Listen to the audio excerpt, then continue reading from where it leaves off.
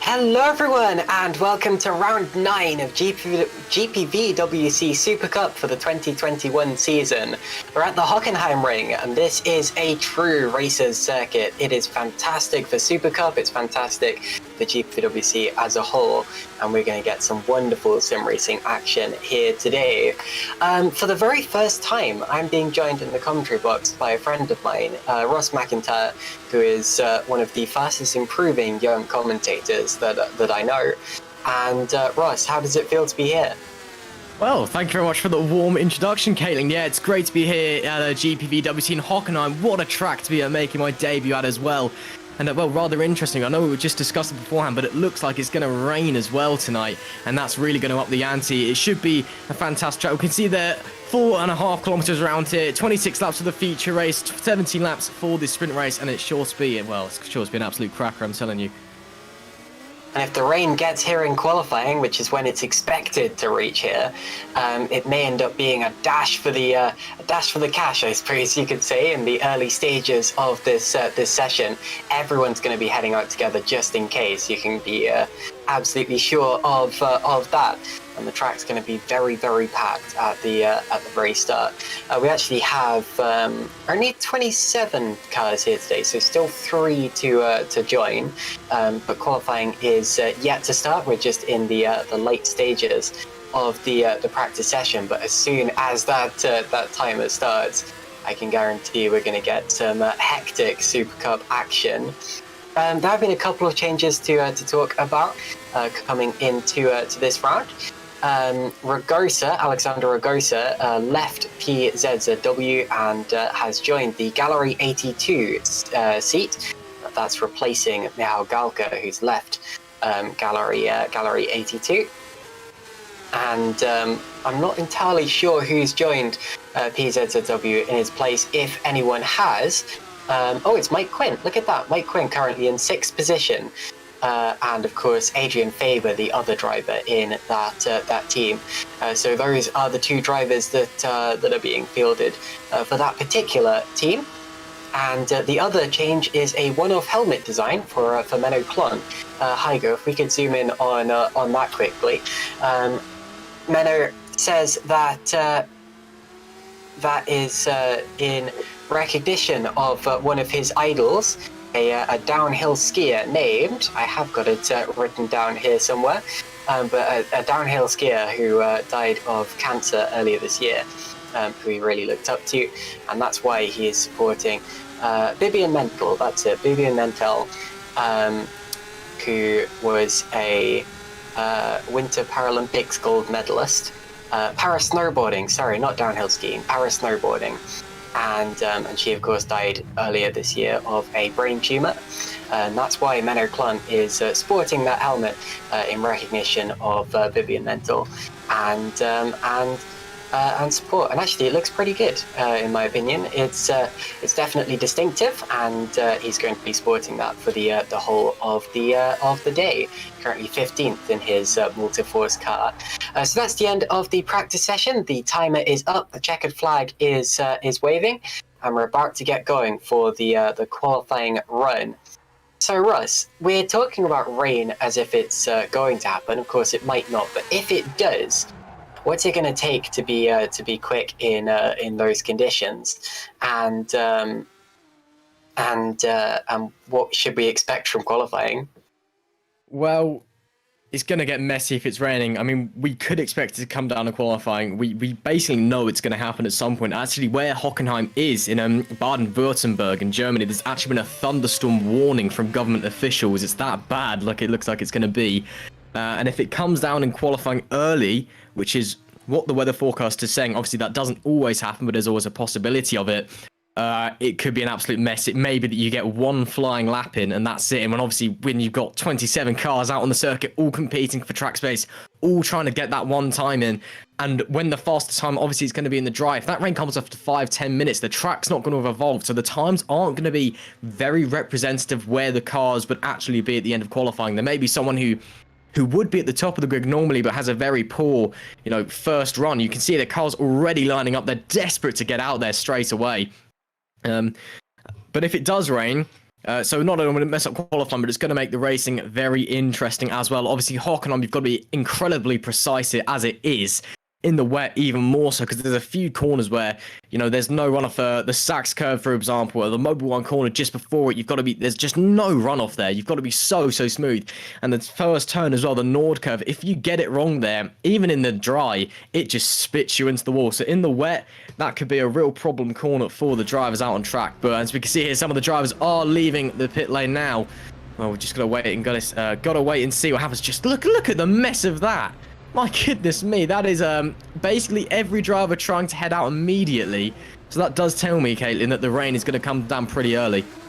And green flags, out of the pits they go. Now, I can't see who is the first driver out, or if the rain starts to come down. That could be a very important position to be in. As Luke McGuire, our championship leader, heading out and around the Hockenheim circuit.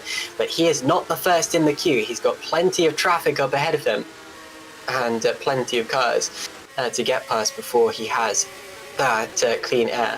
A couple more quick updates. The helmet design of Menno Klum. Whoa, as Muscat there gets a tap from behind.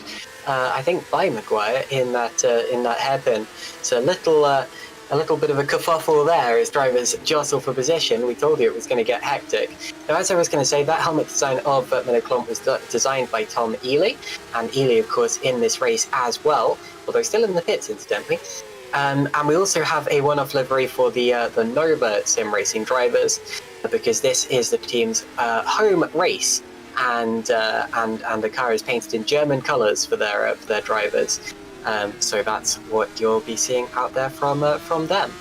Now on to the first flying lap. Liam Rance here is one of the, or I think the first driver heading around. So he got out first, and that could end up being very important depending on what the weather does.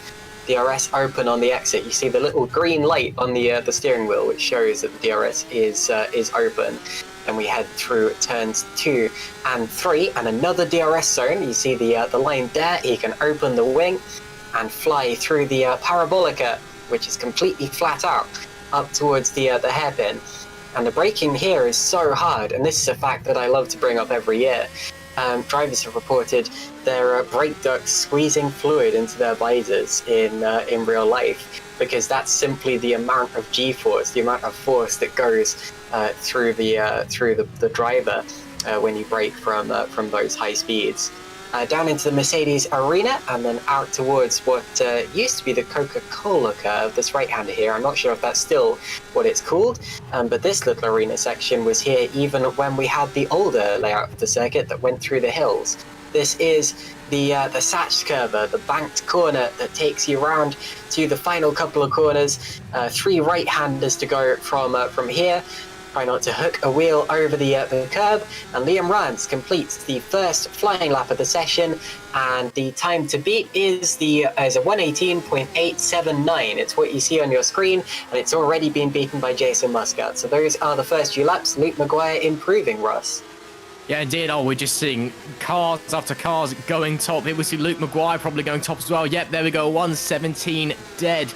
Pretty competitive times early on, but then again, we don't know when the rain's coming, if it's coming in qualifying, what the lap time's going to be. We simply do not know. Good lap there, though, from Luke Maguire. About 9/10 up on Butcher in second. That is pretty astonishing so far. And as I say, that Jan Grankvist goes within half a second of him. And one thing that is to note, especially in this final sector, and especially if it does rain in the well, and this will come into fruition during the races, is this last sector. As you said, it's been here since way back when the circuit was still just a glorified oval roaring through the trees. Nowadays, obviously, it's those trees that have now been planted over the circuit. It's now a much more sophisticated autodrome, and about half the length of what it once was as well. Obviously, the modern circuit is kind of renowned for how flat it is. There's barely any undulation, but in that final section, through what it's now the Mobile 1 corner instead of the Coca-Cola corner, by the way, through this final section here, what they're seeing Luke Maguire go through now, there is a lot of camber on the corners. There's camber through the Mobile 1 corner, there's camber here through the Sachs curve, and there's camber here through these left and right as well. You've really got to use that to your advantage, especially at the Sachs curve. You can take a lot of different lines through there, and especially if you're trying to overtake a driver in front, it can really benefit you trying to take a different line, trying to use that camera to propel you through the corner. So that could definitely be something to watch out for in the race. Wow, that was all sorts of sideways from Maguire coming through the Nordco there. Managed to hold it together. Wasn't improving on that time as Faber comes into the pits. He's clearly had enough of that set of tyres. But as I'm saying over and over again, Kenny, we simply don't know when the rain's going to come down, because it could really be hurting some of these drivers out there today. Mike Quinn improving in the first sector. He's the fastest of anyone through there, and P5 in his first outing for the PZW team. Very good job from Mike Quinn. We've seen him in the past I remember him racing for Scuderia Brasilia in Formula Challenge all those years ago. Couldn't quite stand up to his teammate Maciej Winnick, who went on to win the championship that year. But Quinn is still a very quick driver, and is demonstrating that with his 5th position in the session so far. We're into the final 10 minutes now, still no sign of the rain. Tom Stevens improving in the first sector, fastest of anyone so far, and heading through the second sector now. The Hockenheim ring, in my personal opinion, is a good example of how you can design a good circuit even on flat ground. Every corner here just seems to flow into each other, and then in the final sector, of course, you get a little bit of undulation that's kind of artificially placed. It's a very well-designed circuit, and I very much enjoy it.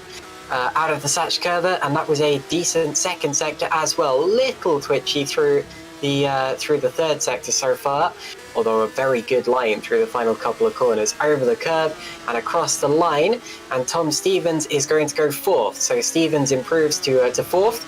The season so far has been very much THR versus HGP, and Stevens puts his HGP car in 4th position. So not bad whatsoever. Dan Hutt here, currently P20, and coming into the pits. And of course, you have to come into the pits if you're going to go for another run. So that's what we've got so far. And Menno Klont, with his one-off helmet design, is improving on his time in the first sector here. Yep, we're going on board with him now through into the Mercedes corner. This left-hander, very tricky to get the braking line right. And again, very tricky in the exit as well.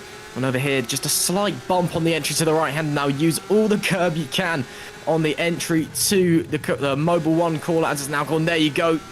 very close to the gravel. No runoff there. If you make a mistake in the race, that's going to cost you a lot of time recovering that on the exit of that corner, because you're just going to find yourself immediately in a gravel trap. Now, the last 2 corners through. Here we go. Let's see what the time's going to be. It's up on his personal best through the first 2 sectors, and it's going to be a 118.598. That sends him to 17. Not a bad lap time, but I still think he could extract a bit more there. There's another driver who can definitely extract a bit more. James Dubia, a bit further down than I'd be expecting from him so far. Only 24th from the satellite racing driver.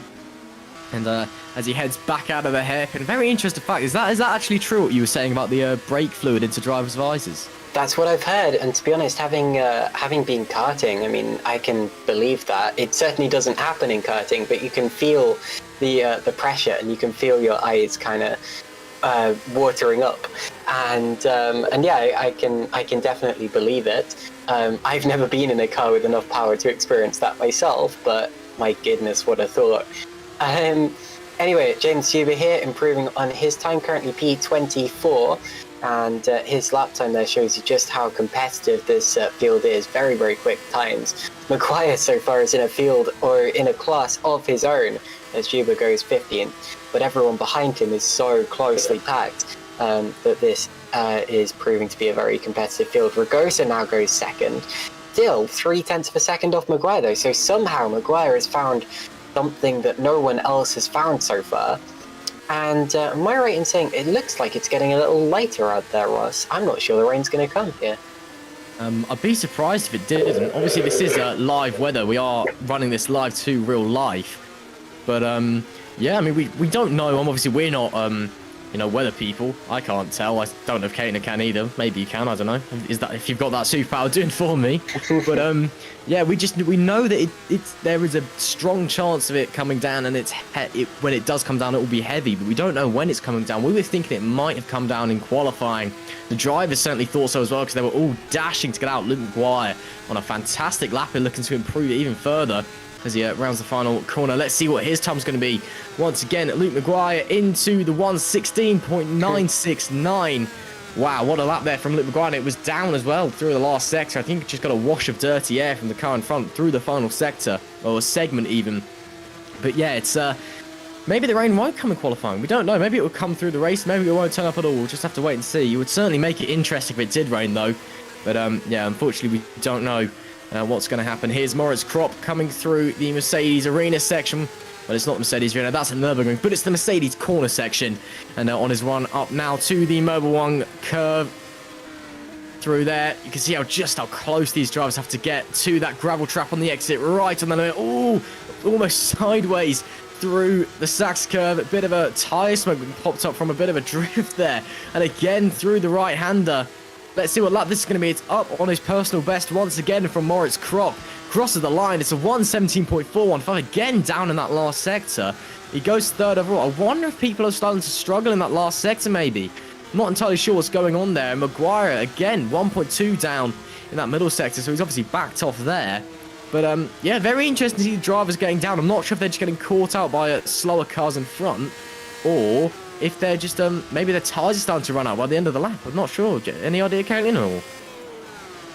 Not sure either, although it did look to me like Maguire got caught out by a backmarker in the final sector, or I shouldn't say a backmarker since it's qualifying, but a slowing car in the final sector of his lap. We're now into the final 5 minutes of the session, and Maguire looks absolutely untouchable. Let's see what Jan Grankvist got, the driver who stepped up from Academy earlier on this season, and he goes 2nd. Very good lap, still over 0.3 behind Maguire, but very, very quick indeed.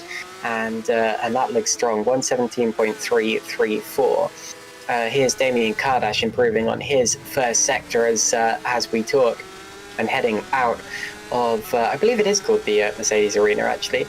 Well, 10-8, I think, is called Mercedes, and I just see that as a different arena section. There's Mobil 1 corner, no longer endorsed by Coca-Cola. Maybe it prefers water.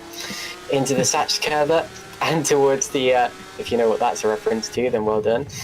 The final few corners of the lap. Whoa, very out of shape goes Damian. That's going to cost him a lot of time, and no improvement on his lap there. 3 minutes to go. These drive. Oh, and Stevens improving in the second sector as we talk.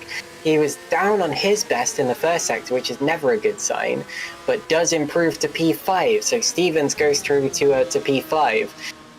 Still, the HGP car is a long way down compared to where they were at the start of the season. Still P5 and P9.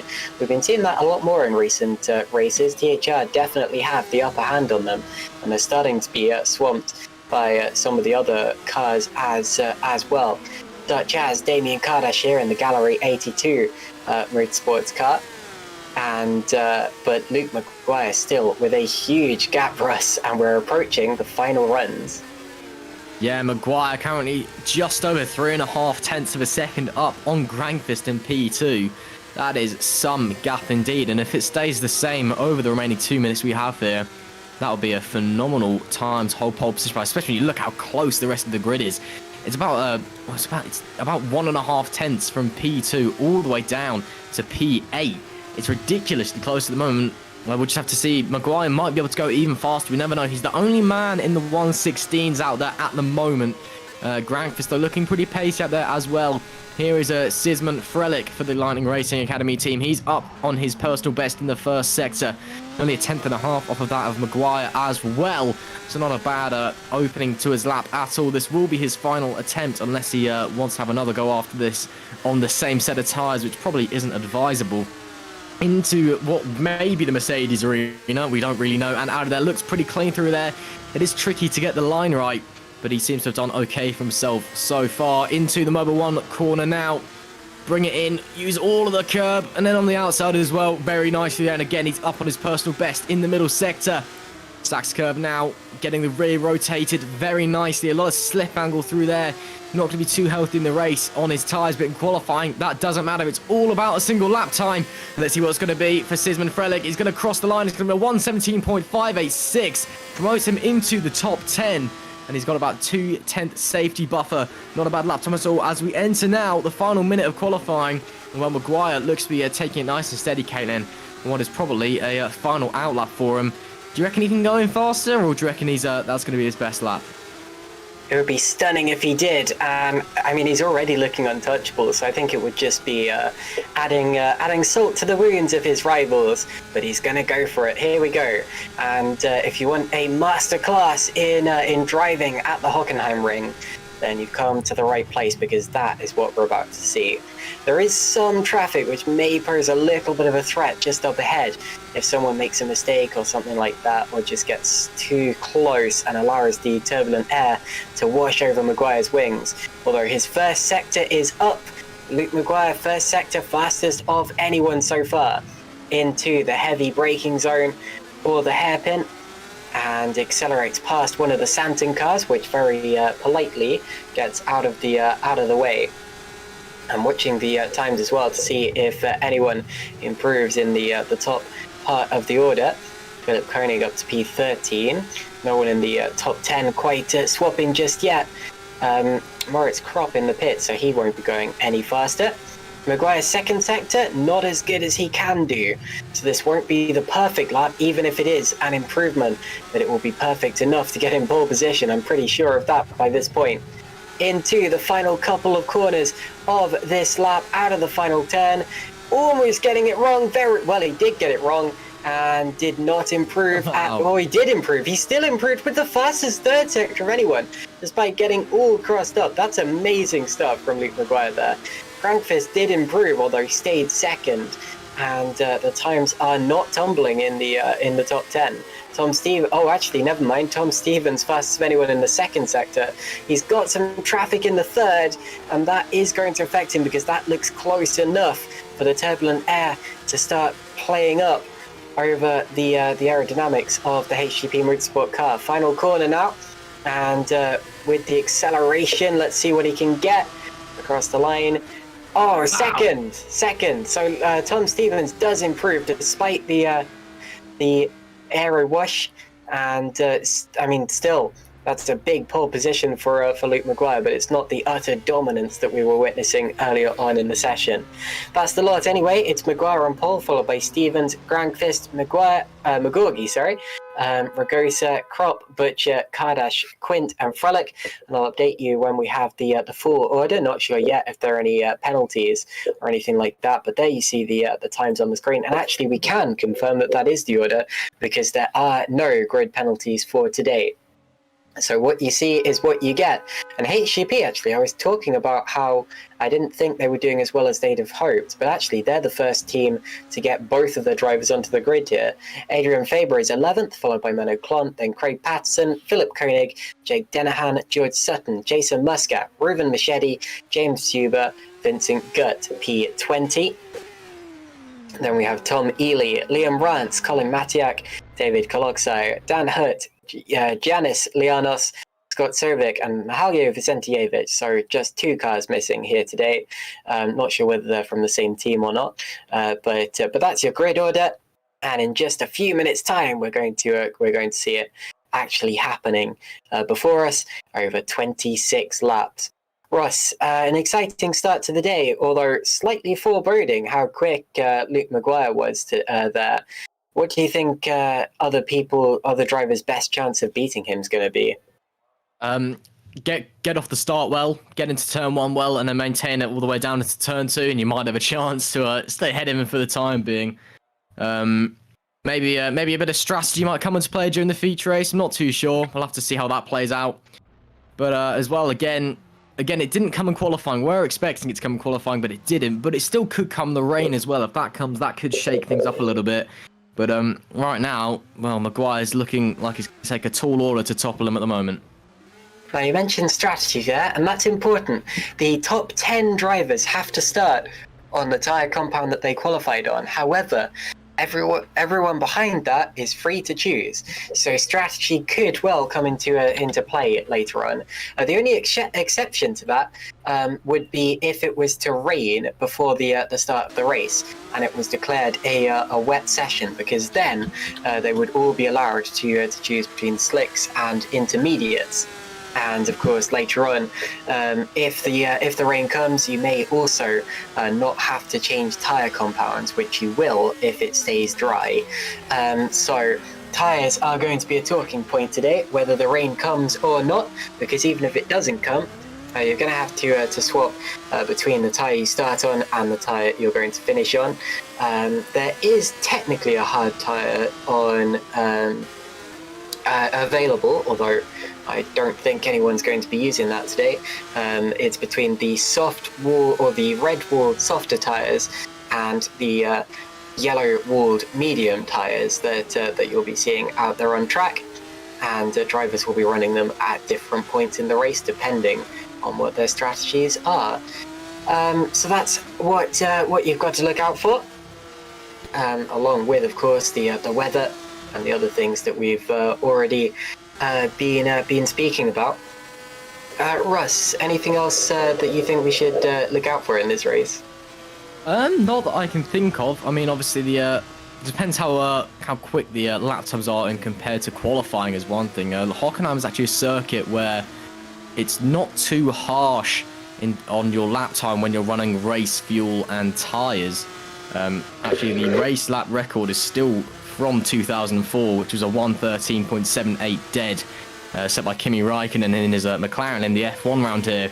But in that same year, the qualifying was only a low 1:13. Now, granted, that season there was refueling still allowed in Formula 1, so that may have come into play, but still, all in all, it's not too bad around here. So that could be something to watch out for, just to see where the lap times are in comparison as well, see what drivers are going to be maybe better off on the high fuel. There may be a few drivers out there who are looking to maybe come in with a better race setup around here. Hockenheim is a track where there are overtaking opportunities, so there is definitely a few moments where you can, definitely make some moves. There may be a few drivers who perhaps set the car up looking to make those moves instead of just looking to pull away good from the grid. So just to wait and see there as well. And like I said, in that final sector through the Sachs curve, there's multiple lines through there, so I think that's going to be very interesting to see on the first lap, especially how everyone fares through there with so many cars on the grid. It'll be really interesting to see that. But apart from that, I think that's it, and I think we're in 6 minutes and 30 seconds time we should be ready to go racing. It's interesting you should bring up the 2004 German Grand Prix, because if I can do a very cheeky quick plug, just earlier today I uploaded a video on YouTube about that very race. That's on my own YouTube channel, so little cheeky plug there. But definitely watch that after the GPVWC Supercup, because as Russ said, in just a few minutes, we're going to get going for the first of 2 races here today, and both of them are going to be very exciting in different ways. Let's talk about some of the drivers you're seeing heading around here. I've already spoken about Luke Maguire a lot today, and for good reason, because he is the fastest driver that we've seen out there so far, and is likely to stay that way into the race unless someone can really find something, pull something out of the bag last minute. Although don't give up hope, because especially later on we have a second race where he's going to have to come through from at least 6th on the grid. Top of the time so far in this warm-up session is Reuben Machete. He's actually the only driver who set what appears to be a competitive lap time, so obviously not many people going out there just yet. Machete made his first outing this season in Supercup last time out. Didn't go particularly well, I'm afraid to say. He was out of the race in the first one, and then retired, or didn't retire from race 2, but he could only manage 23rd. So redemption maybe for Reuben Machete today. He is racing for Rowan GP. Just been demoted there by Mike Quinn in the PZW racing team. And I was talking earlier about how he is a veteran of the GPVWC, has been racing for as long as I've been a commentator, at least, and is showing that experience is a valuable asset to have as he heads out. I think he was in the top 10 in qualifying, and I wouldn't be surprised to see him challenging for potential podiums later on today. And of course, I'm getting completely confused on that. But in the last Formula Challenge race, which is at Great Britain, so I guess the sheet hasn't updated yet with the German results, but anyway, at Great Britain, Quint wrapped up his first Formula Challenge victory of the season. That came in at race 2 after his 2 podiums at India. So some interesting drivers on the grid to look out for. Now, Russ, you're brand new to GPVWC for today, but I know you've watched this racing before, and I know that you've commentated various other FX2 leagues. Have you seen any of these drivers here racing before in other leagues, or have they caught your eye in GPWC? I've seen a few of them in GPWC. Obviously, McGorgy, the man we're looking at the moment, what the races I seem to watch always seem to be the ones that he wins for some reason. But yeah, there's a few I recognise. I recognise some of the guys who used to be in the Drillers Esports squad back in the day, or in some of the Endurance League until they folded a while back. Liam Rance, Jan Grankfist, Stephen, James Jubier as well. So I know a couple of those guys, and a couple of people I know as well from other endurance leagues. So yeah, I know a few people on this grid. A couple that jump out at me, a couple that I'm kind of around where I was expecting to be. So yeah, I'm not totally just kind of don't have a clue what's going on. Just here to say some random words and hope it comes out all right. I do kind of vaguely know what I'm talking about. I've got you to back me up here anyway, so it should be all okay. But yeah, it's a very strong. Oh, that's a McGorgy going off the road, and that's what I'm talking. What I was talking about earlier. If you get it wrong through the Mobile 1 curb, you are into the gravel there. But yeah, it's a strong grid here in the Super Cup. And so we've still just got 2 minutes left of the warm up now, and I'm expecting a very nice debut race, and McGorgy goes off the road again there. Tom Stevens was saying he's got a little bit of a problem in the YouTube chat. He's in the session now, although he was saying that he was struggling to change the session. He couldn't get into the warm-up session. And actually, I was having the same problem. I had to restart. And so hopefully that's not a recurring thing for any of these drivers, and they can get into the race session okay. but Steven's in now, no matter what trouble he was having earlier on. Hello to everyone else in the YouTube chat. Good to see so many of you. We've actually got a decent number of people watching so far, more than we usually get at this point in the Supercup broadcast, so that is good to see. Kimenta says Jake Dennehan best driver, and Santon says agreed. Of course, Santon being the team that Jake Dennehan drives for, so I'm not entirely shocked that you agree with that. But obviously we have some Jake Dennehan fans in the YouTube chat there. Hello as well to everyone saying hello. Sandeep Singh, JPJ Santon, and Toby Davis have all said hello, or a version of that word. 35 people watching in total. That's good to see. If you do want to leave YouTube comments, I'll maybe try to read out some, especially if they're important to the race, or if I find them intriguing or anything like that. But I can't promise that I'll read out all of them. I will read out the hi everyone from Brett Metcalf though. Hello Brett. I actually haven't seen you in a while. That's a name that I recognize there, Brett Metcalf. So welcome in, and good to see you back. Anyway, just a few seconds to go until the start, or until the end of this qualifying or warm-up session. Goodness, I'm getting everything wrong in that sentence. Make sure to leave your predictions and queries and anything like that in the YouTube chat, especially predictions, because as always, I love coming back to them to see how well they aged, or how badly they aged, because as we know, racing is unpredictable. Sean Jones saying big Dennehan fan here, and raising his hand at that. So a lot of Jake Dennehan fans today. Let's see how he does in that Santon racing car.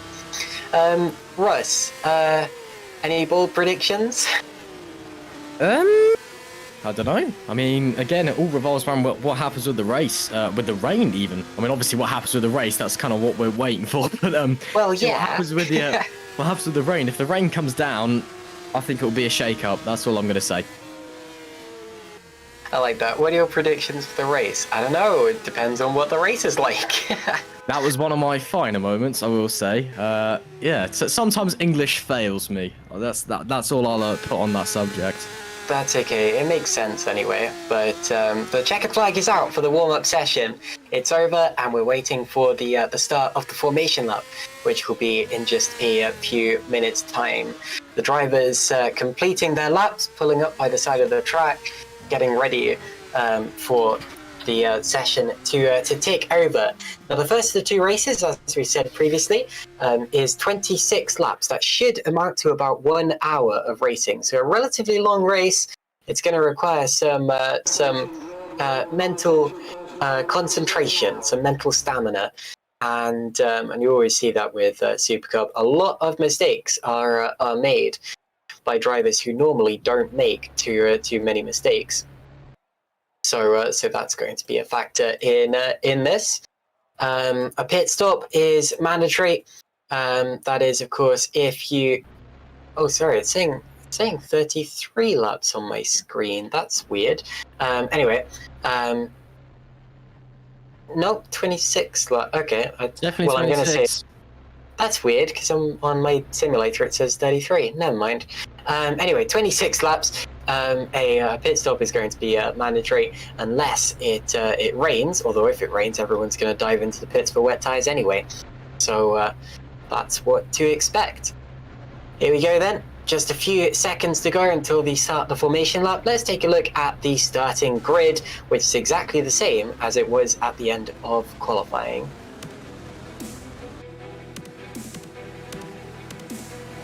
Into turn one, Luke Maguire is going to be on pole position, followed by Jan Grankvist. Owen McGorgy is P3, and then it's Alexander Ragosa. And that means, where's Tom Stevens? Stevens is missing. And that's because of the issues he was having earlier, I expect. Moritz Kropp's going to be 5th, followed by Chris Butcher, Damian Kardash and Mike Quinn, although these drivers should all be a position lower than they actually are. Shimon Frelick is P9, followed by Adrian Faber, then Menno Klont and Craig Patterson. Come on, Tom, make it back. You can still start the race if you make it back now. Philip Koenig is P13, then it's Jake Denahan P14. George Sutton and Jason Muscat are 15th and 16th. 17th on the grid is going to be Reuben Machete, followed by James Zuber, Vincent Gutt, and then Tom Ely in the Simtech looking RTD racing car. I know I say that every time. Liam Rance is P21, and then it's Colin Matiak, David Koloksai, and Dan Hutt. Then P25 is going to be Janis Lianos, followed by Scott Sobek and Mihaly Vicentievich.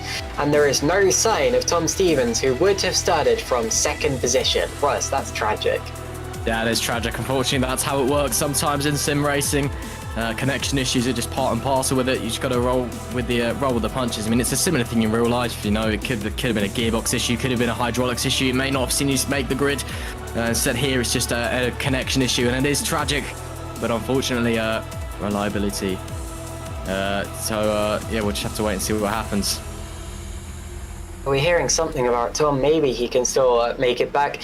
Although if the race starts, then I'm afraid he can't even start from the pit lane. Maybe race 2 is a possibility. It depends on how serious the connection issues are. If they are indeed connection issues, since it seems to be something to do with the server potentially. I really don't know, but Luke Maguire is going to stop the car on pole position. There is an empty slot in second, so Jan Granqvist will be second, although he fills the third place grid slot. Mihaly Vicentievich makes up the last place on the grid, and we await the lights now, and when they go out we will have 5, well, when they come on there's going to be 5 of them, and when they go out we will be underway for 26 laps of racing at the Hockenheim ring. Here come the lights. Maguire revs his engine, prepares for the start, and off he goes now. Go, go, go! The green flag waves, and that's a good start. He didn't really have to cover anyone off because there wasn't anyone alongside him. And one's dangerous. Are they going to make it through? Granqvist second, smoking engine behind him. Everyone else making it through okay, it seems. That's good to see. I was expecting worse. Into turn 2. Drivers diving from behind. Some slight contact involving Tom Ely, although he gets away with that. And so does Janis Lianos, who makes up the rear of the pack now. So it's Maguire followed by Granqvist. But look at Granqvist. He's pulling over to the right-hand side. Now goes to the left. Tries to force Maguire off his ideal line. Magorgi puts his nose up the inside. Tries to follow him through. They're going to be side by side again down into the first of the 2 arena sections. Granqvist gets the run. He once again goes to the outside line, fighting for the lead of the race. He'll get another chance later on in this lap, and maybe at the start of the next lap as well. If he keeps putting pressure on Maguire, then Luke will not be able to get away. Into the second of the arena sections they go. Magorgi and Kropp are close, as is 5th place Damian Kardash. That's how they stand. Kardash got ahead of Butcher in the process, and still the field is clean. An exciting first lap of the race, and it's going to be Maguire who leads us around for the first time, followed by Granqvist, Magorgi, Kropp and Kardash. Russ. Indeed, that could have been Granqvist's only time that you may have seen maybe the front end of the racetrack, but unfortunately Maguire was just able to hold him off, and I'm hoping now that he'll be able to, or he'll be hoping now rather, that they'll be able to streak off into the distance. I'm hoping that Granqvist will be able to stay with us so we can have a great race on our hands. We can see Patterson trying to fight with Denahan. Denahan looking to the outside around turn 3, can't quite make it done, but now he's going to get the inside line through the Parabolica, and that's going to be a very, very easy overtake for the time being until he can stand on the brakes. Now we can see Janis Lianos, and here we go, there's Patterson back down the inside. There we go, back through Denahan, very nice and easy, and then behind as well, that's Sutton getting past Muscat. So what I was saying earlier about Hockenheim having plenty of overtaking opportunities, Butcher and he's Kardash definitely won him. Butcher and Kardash just touched for 5th, sorry. Butcher has got past Kardash, but they did touch very, very briefly into the first of the 2 arena sections. It almost looked as if Butcher was going to go for a spin, but they've just about got away with it, and they haven't lost any positions, apart from Kardash, of course, who lost the place to Butcher. Now the end of the second lap, and the gap is going to be over a second between the top 2, which is important because this lap the DRS is going to be enabled, and Jan Granqvist will not be able to open the rear wing flap, nor will Owen Magorgi at this rate, although he's right on the buffer, so may just about be able to break in. and then behind them, pretty much the entire rest of the field will have the DRS. Crop as did Butcher, as did Kardash, and then pretty much everyone else. Let's see if anyone changes this time around into the hairpin. Kardash not close enough to get his place back from Butcher, I think. Unless he is, he's still gaining a little, although too far back. So it looks as if you're going to have to be closer than that to make an overtake. Faber and Frelick side by side for 9th place. Frelick gets that one. And 3 cars came into the pit lane at the end of that lap. All of them missing their front wings. So carnage involving Koenig, Vicentijevic and Koloksai, I'm afraid to say. And I don't have any replays, so I can't see what happened between the 3 of them. But I presume that they either all came together, or maybe some of them went off in avoidance of the others. I don't know, but whatever the case, that's put paid to their chances of well, I don't know about good results because it's a long race, but it's definitely going to hamper them and hold them back for the time being. So the race continues, and up front, Maguire has the gap that he wanted. The first real battle of the field is Magorgi versus Krop for 3rd position.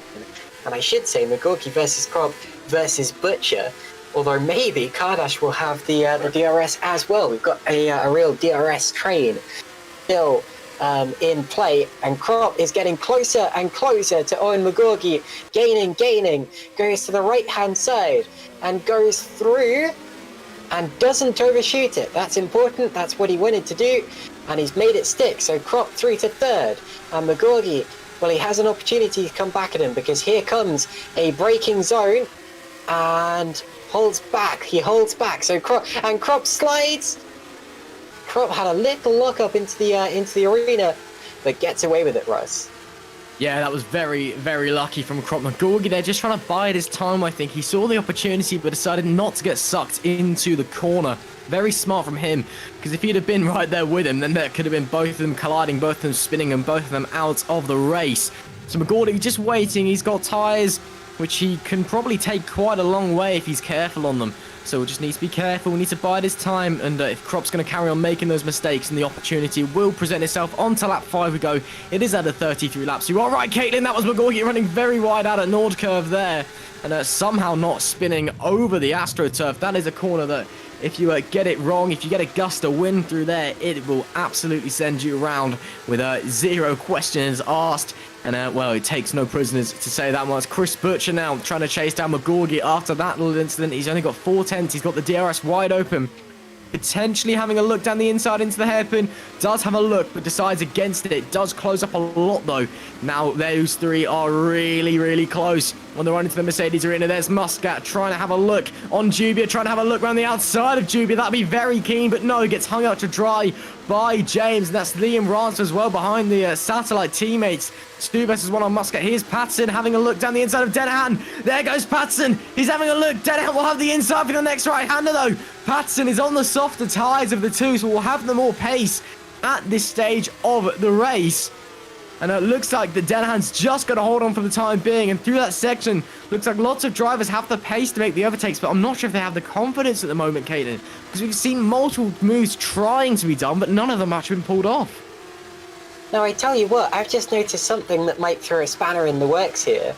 Chris Butcher is on medium tyres, the harder compound of tyre compared to his opponents. And he qualified inside the top 10, meaning he probably qualified on that tyre, unless maybe the race was declared wet and I didn't notice or something like that. But I think Chris Butcher qualified on the medium compound of tyre, meaning he has some insane pace in this race.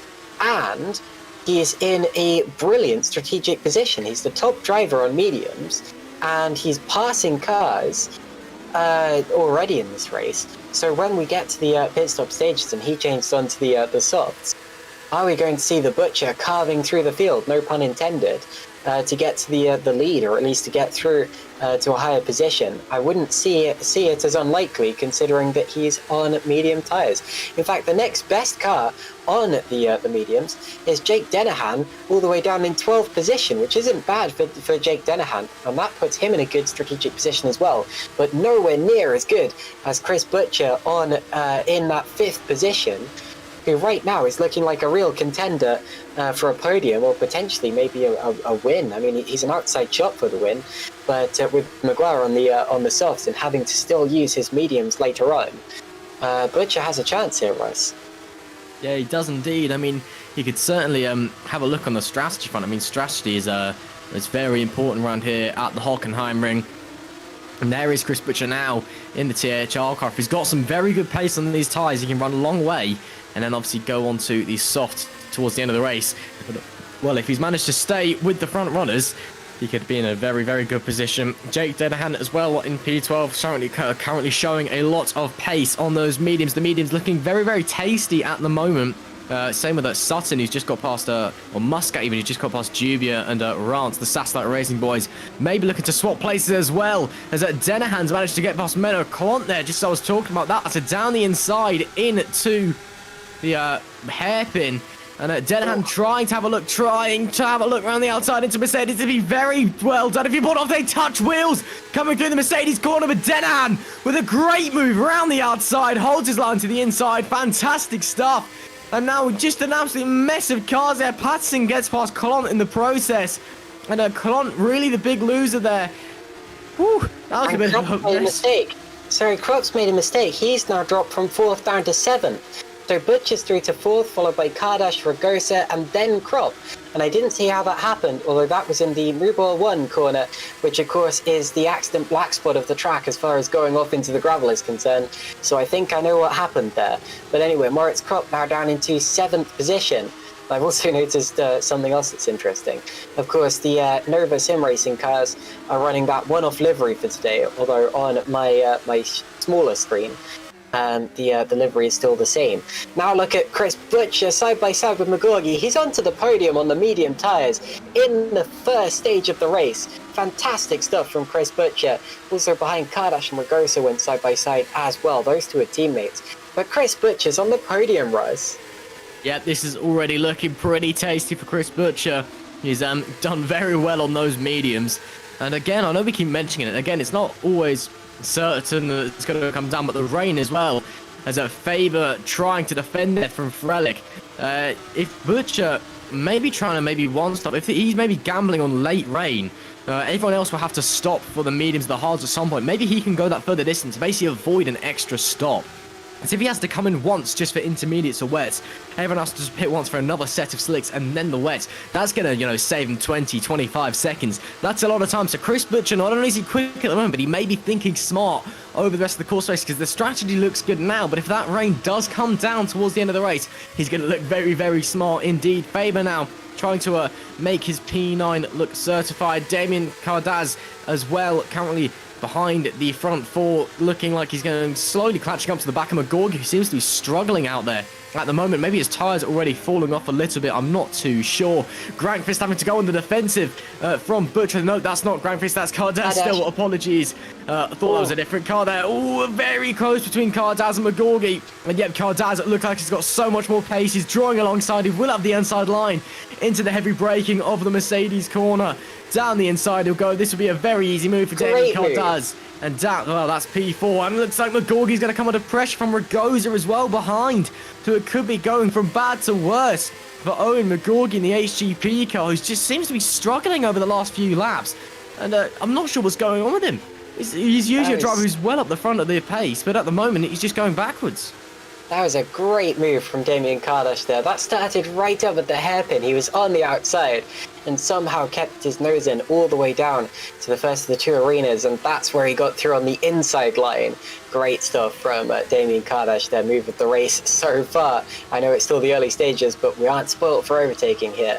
10 laps done, and the lead is 2.8 seconds from Luke Maguire, so he's not fully running away with it, but him and Jan Grankvist are actually breaking away from the field quite a lot here, because there's about a 5-second gap back to Chris Butcher in 3rd place. Butcher, though, still a contender for the win here, and I wouldn't be surprised if he's really in contention after the pit stops. Damian Kardash is on his tail and approaching. Of course, he has just got past Aaron McGorgy. He's been released from the HGP Motorsports car, who's now going defensive from Kardash's teammate Ragosa. and that's a battle that looks like it's about to kick off because McGorgy's body language is very, very nervous here. He knows that Ragosa's coming. He knows that Ragosa's quicker at this point in the race, and I honestly, it's like there's been a Gallery 82 revolution the last couple of races. They've kind of taken the spot that HGP had at the start of the season, and now the two teams are very evenly matched at this point on. Of course, we don't know where Tom Stevens would be if he was in this race. I've seen him in the YouTube chat cheering on Owen, and he says he's going to verify his files and try to get into race 2. That's good to hear because there are still points on offer, but he's obviously had some very unfortunate issues there.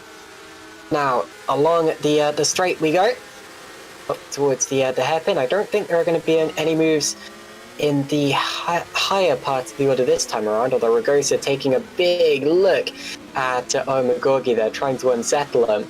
Almost looked as if he was going to go for a really late dive bomb, but that would have been pretty crazy at that point in the corner. Down into the Mercedes arena. Once again, McGorgy's looking nervous here. Meanwhile, Faber has just got past Quint, so the two PZW cars once again swapping places, or actually I think that's the first time they swap place in this race, and Faber is going to have a go at Crop. So that's how they stand in these early stages. A third of the race exactly done now, and the battle's still on for third place between Butcher and Kardash. And Kardash has the upper hand, although he still needs to get past the very feisty car of Chris Butcher. Yeah, we can see here this battle for 11th that's currently going on, more like a battle for 13th really, because it's Colin Sutton and Muscat, and then the two satellite boys as well behind them, Jubia and Rance. These guys are all very, very close together. I mean, you can see there how close they are going into turn 1 there. And, well, Clunt at the moment just desperately trying to hold on, but Sutton looks like he's got a lot of pace in that car. Muscat as well behind. And Jubia has seemingly found his feet, found his form. He's beginning to settle in and beginning to catch back up to Muscat. So, and, well, we'll definitely be having a DRS fest here now. So, let's see who's going to be making moves down into the hairpins. Looks like that Sutton already looking to the outside of Clont. On the brakes, this would be a great move if he manages to pull it off. Clont does have the inside line and is going to hang Sutton out to dry. That's on the unfortunate nature of the exit of that corner, is you can just leave cars out for the dust basically. But Sutton's going to try and fight back around the outside into the Mercedes corner. Oh, sideways, there's a bit of wheel banging there as well. And Sutton's going to have to concede. No, he's still going to give it a go, which is very impressive. Jubia having a look on Muscat in the background as well. Round the outside of the Mobil 1 curve, maybe no. Decides against it, probably the more sensible decision of the two there. But Sutton, that was very, very aggressive driving there on board with Jubia. Now you can see just how close the cars are in front of them through the final corners here now. Oh, Jubia running the curb there. That's going to allow Liam Rance through. His teammate overtakes him. Just a small mistake from James Jubia.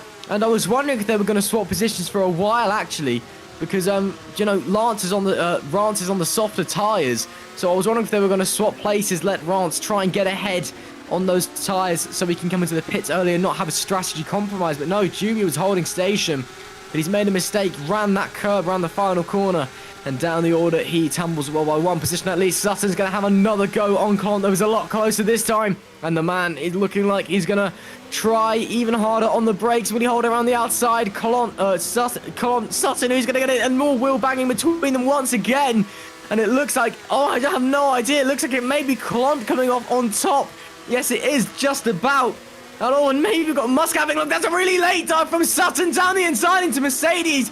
Clont will hold the inside into the next right-hander, though there's more contact between the pair of them. This is fantastic racing from the pair of them.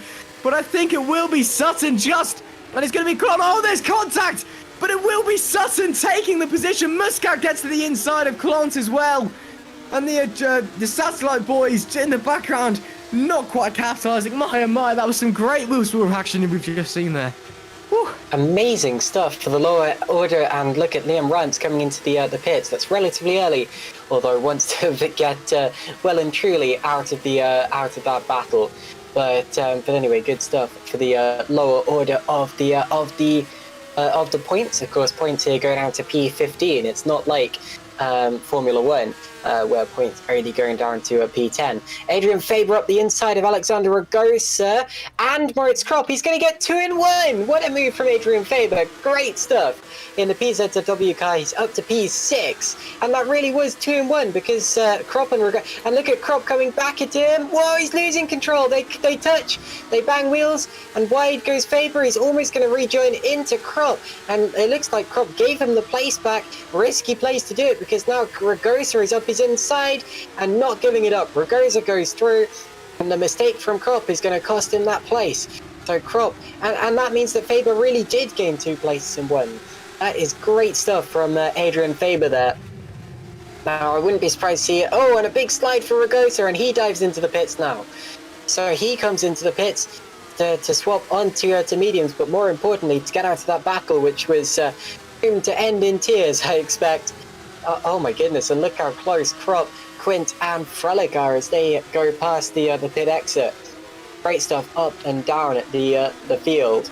The only place where there isn't a battle is up in front because McGuire has now built up his lead to 3 seconds. But wow, what a race we're witnessing here, especially for the lower positions of the points. We've had a couple of retirements. Meanwhile, Scott Servik and David Koloksai are unfortunately out of the race. Although 25 drivers still remaining, Russ.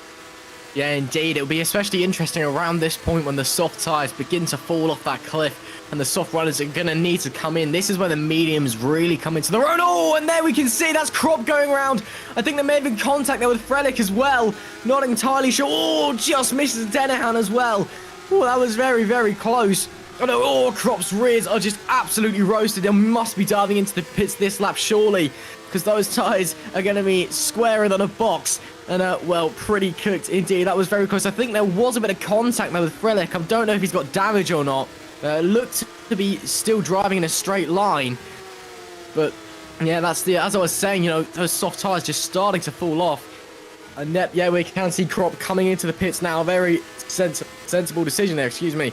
Yeah, and it's, well, those soft tyres just beginning to come to the end of the last. Grankvist into the pits in front as well. So it's all, yeah, Kropp very hastily goes onto the medium tyres there. So it's all about basically now how far the medium runners can take their tyres, and also how far these current soft runners can take them, really. You know, because they'll want to take them as far as they possibly can. They are the quicker of the 2 tyres, even as they begin to fall off. Jan Grankvist back out into P10. So now it's really just a game of strategy, Caitlin. Indeed, Grankvist, of course, was second. Doesn't get quite as much clean air as he'd like. Craig Patton only 2 seconds up the road. Although I don't think that's going to affect him in the immediate running. And actually, Patson's probably going to pit this lap, or very soon anyway.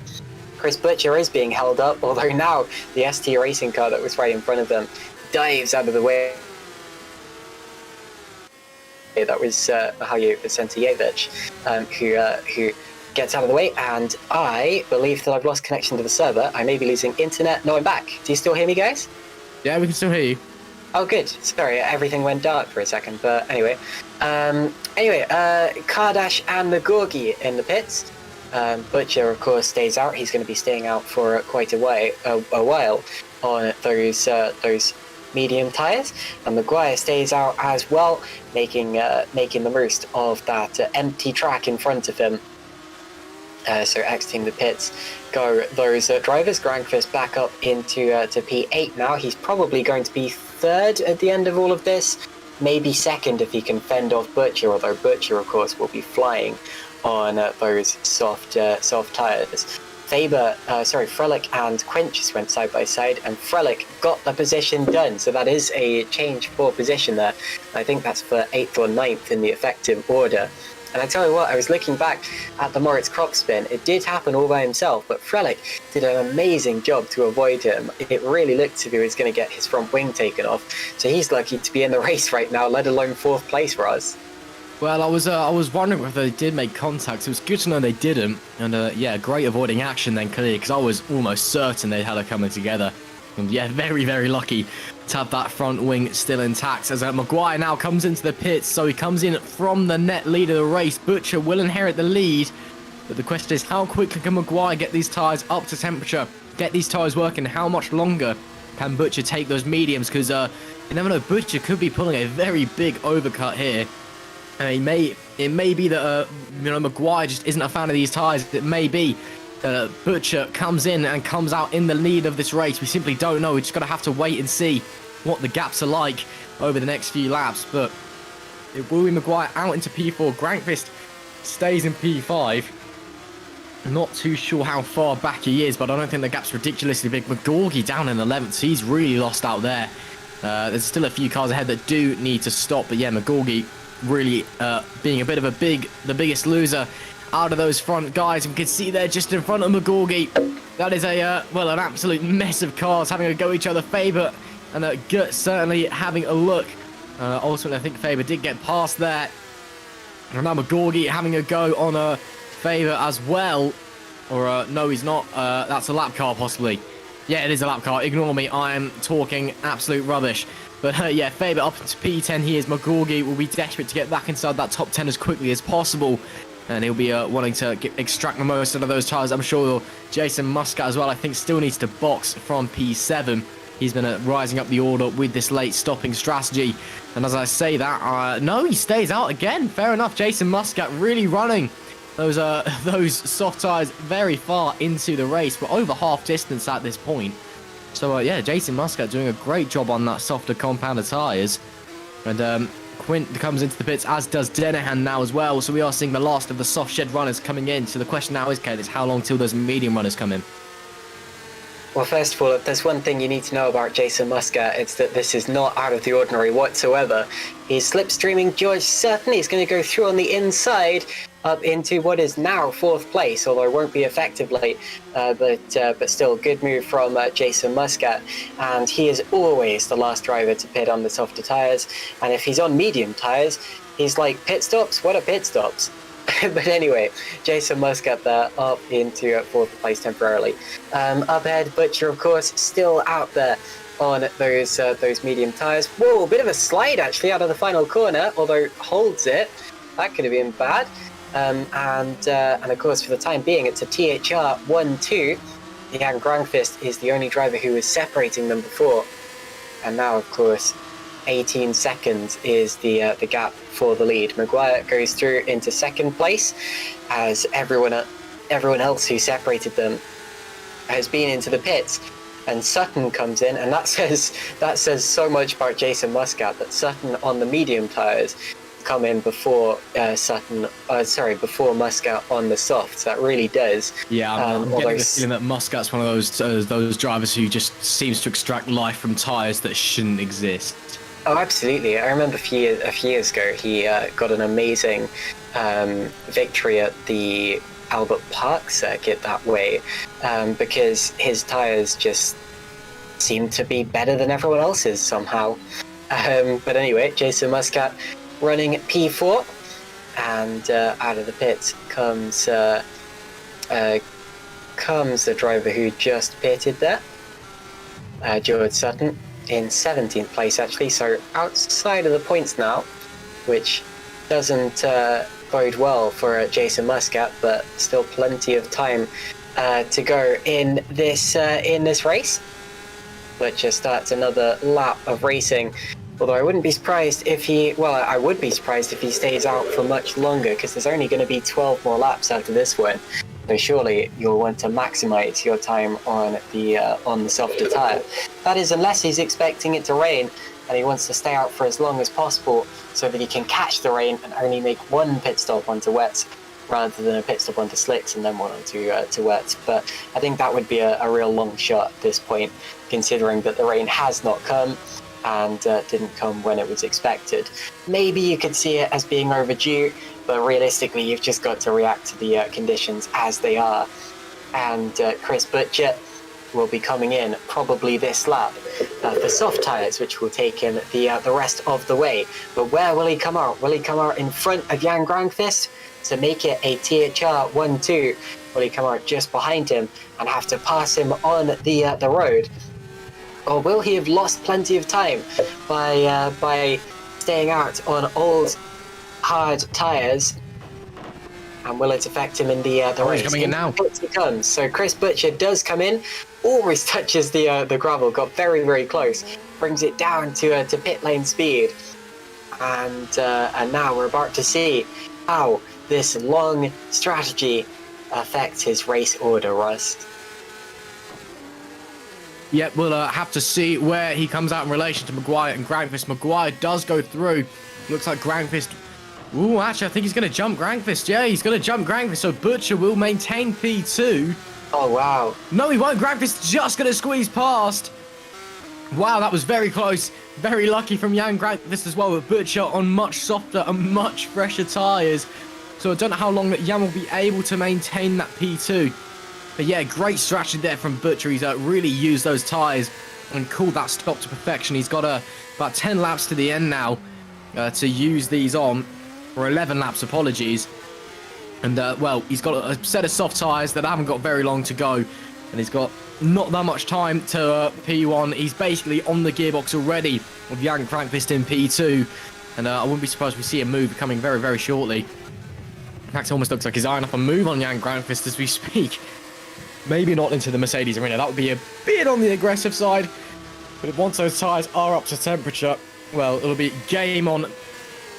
And, well, we'll just have to wait and see. Oh, he's off into the gravel. Big wobble. Great save there from Butcher. I think just lost all the front end going through the Mobile 1 curve there. Just following Grankvist. That was very, very close to being facing the opposite direction. But I've been speaking Mr. Butcher's praises about how those tyres are going to take him a long way. And he's going to go very, very quickly. And then he almost puts it in the wall. Nice one, Chris. But, yeah. If he manages to keep it on the road, shall we say, then those tyres, yeah, they'll be very, very calm from again having a look into turn 2 and take nothing of it. And Caitlin, actually, I do reckon that Chris Butcher could be a shout for this race win.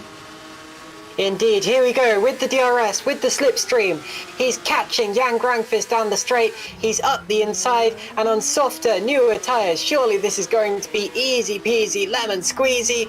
Slightly misses the apex, but there's P2. He's got clean road in front of him, and it's a THR 1-2, as we're so used to seeing in the Supercup. But my goodness, Butcher has done it unconventionally today. Luke Maguire is first, Chris Butcher is second, Jan Grankvist is third, and Jason Muscat and Tom Ely have now pitted. So the only driver out there who hasn't is Vincent Gutt in 5th position.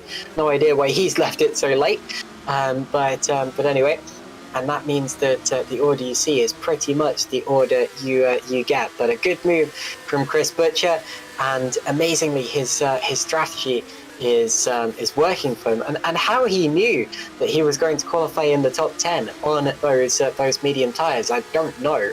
Because if he'd qualified outside of the top 10, then no matter what tyres he'd qualified on, it really wouldn't have mattered. So a strange strategy from Chris Butcher, but it's working for him, and he sets the fastest lap of the race just to prove it. Vincent Gutt is now into the pits, so here's your order. It's Maguire followed by Butcher, Grankvist, Kardash, Faber, Magorgi, Frelick, Ragosa, Quint and Denahan, the top 10. We have had a couple more DNFs while I've been speaking. I'm afraid Philip Koenig and Janis Lianos are now out, so P23 is the last position still remaining. But Ross McIntyre, what do you make here of Chris Butcher? Yeah, he's flying at the moment, isn't he? He's got 6 and nearly 7 seconds to Maguire in P1. About 9 laps as we see Moritz cropped up and down the inside of Denahan there. Very nice move to take P10. But yeah, Butcher, I think, could really be a force to reckon with over the course of this race. As you said, it's not a conventional way to do it.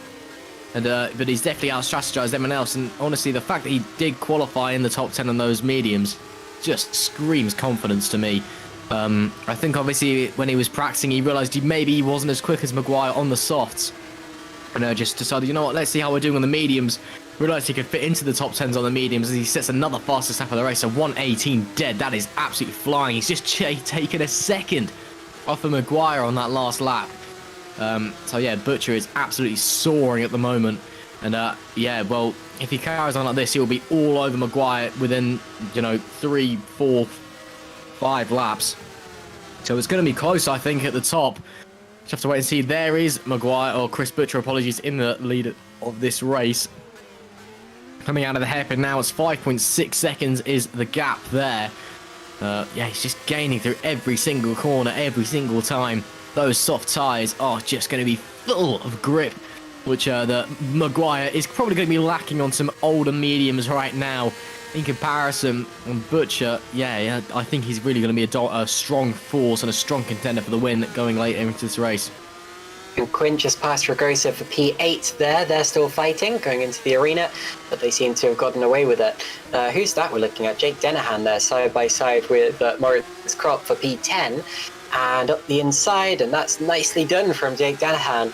And that was on the edge racing. Neither of them wanted to give the place up there through the first of the two arena sections.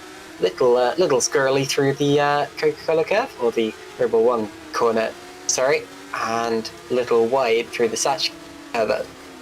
As for the THR guys, they are teammates, of course, although they're fighting for the championship. So I think they'll be seeing themselves as rivals first and foremost.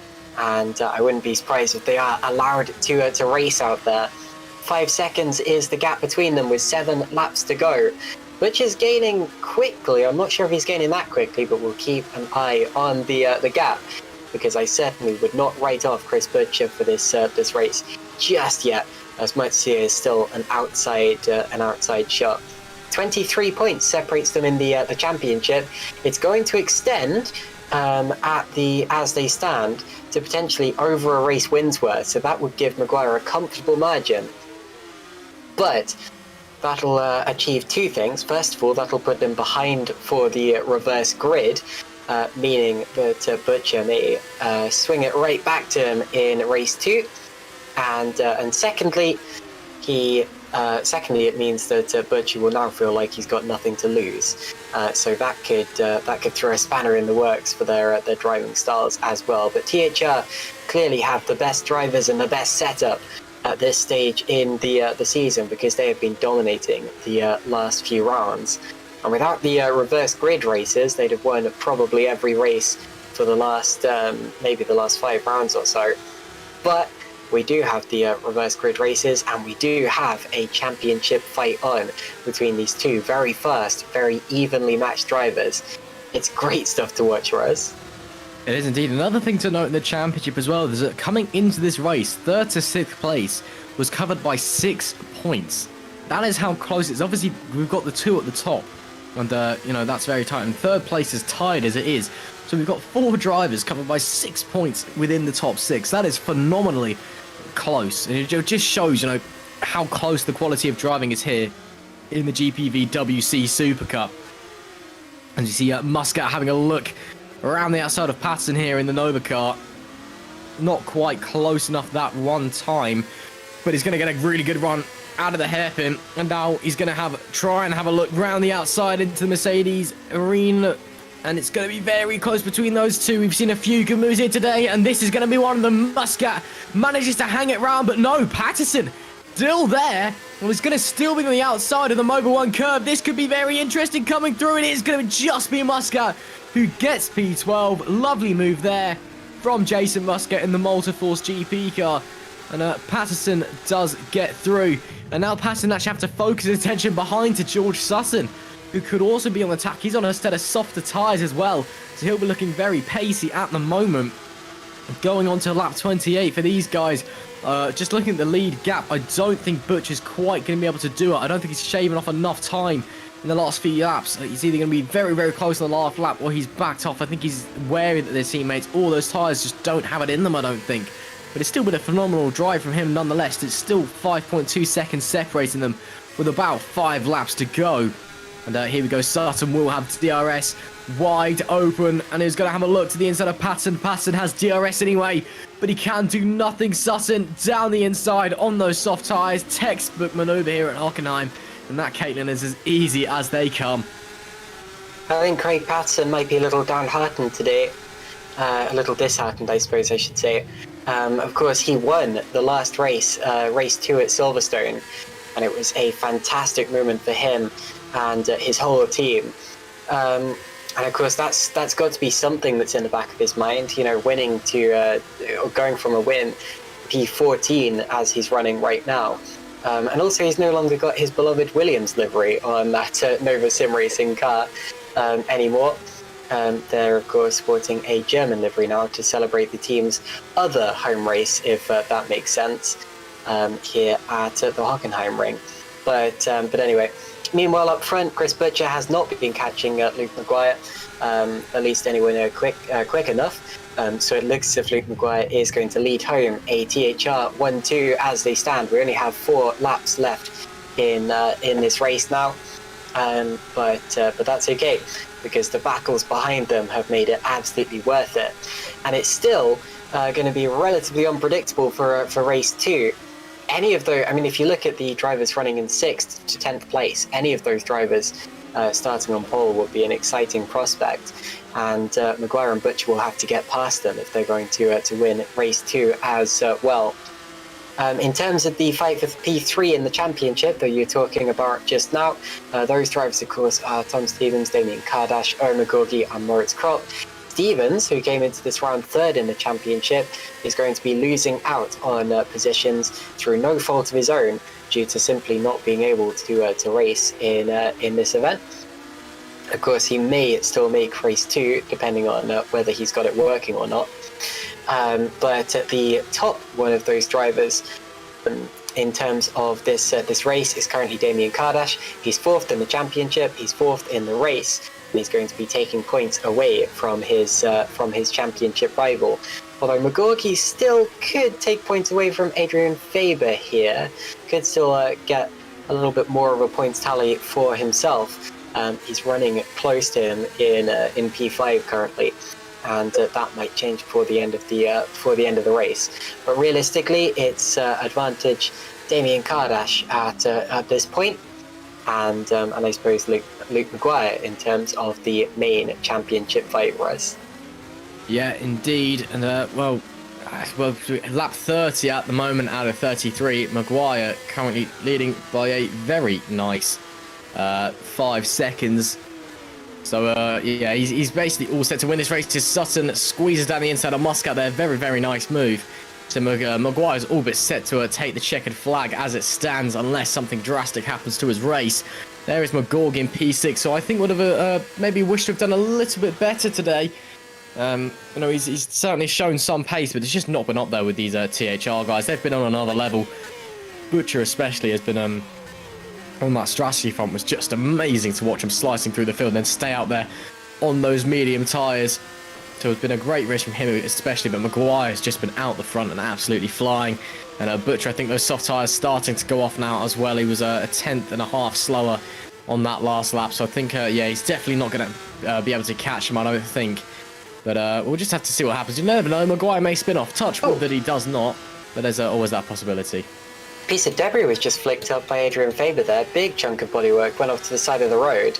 Meanwhile, Ragosa and Denahan, touching there at the hairpin, with Ragosa getting through to 9th place. Denahan back on the inside. That's going to turn into the outside, although if he can get himself far enough alongside, he may still have a claim to that place.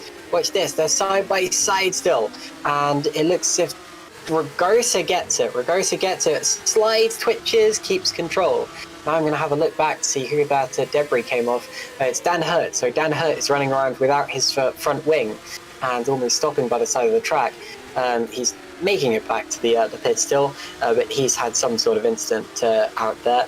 And it is worth continuing because the further up the field you can finish, the higher up the field you'll start for race 2, even if you're not going to score points. But yeah, hopefully that didn't do any damage to Faber's suspension or anything like that, because he really flicked up that piece of bodywork on the exit of the hairpin a lap ago. Yeah, it's you know, debris. Yeah, it's never ideal if you flick up debris. But here we can see Denahan and desperately trying to chase down Ragosa. He's gonna have the DRS this time round on that softer tyres again. They are starting to fall off, but wow, Ragosa pulled well to the outside to try and counter that slipstream. Denahan just followed straight past Ragosa. Still there is, and they touch, and that's Denahan having a half spin.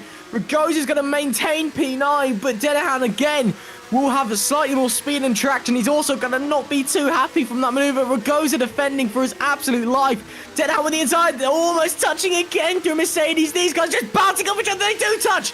Oh my goodness, Denahan does hit Crop. Denahan goes round, manages to save it. My goodness me, that was very, very close between the pair of them. Denahan, very lucky to keep that out of the wall. And very lucky to avoid Crop as well. Well, I think that is a driver who's not going to be very happy with Ragosa at the moment. Ragosa as well. You know, this is his first race here, replacing Michael Galka for this round onwards over at Gallery 82. And, well, I think Denahan's not going to be too happy with the new boy. Yeah, Denahan... yeah, he's going to have to make up all that ground again, and he's got one more lap to do it, so I think that will be it for a top 10 finish for him. So, and he might miss out on a reverse grid pole as well. Ragosa desperately trying to hold on to that P9. Crop does look a bit quick. He will be quick with the DRS as well.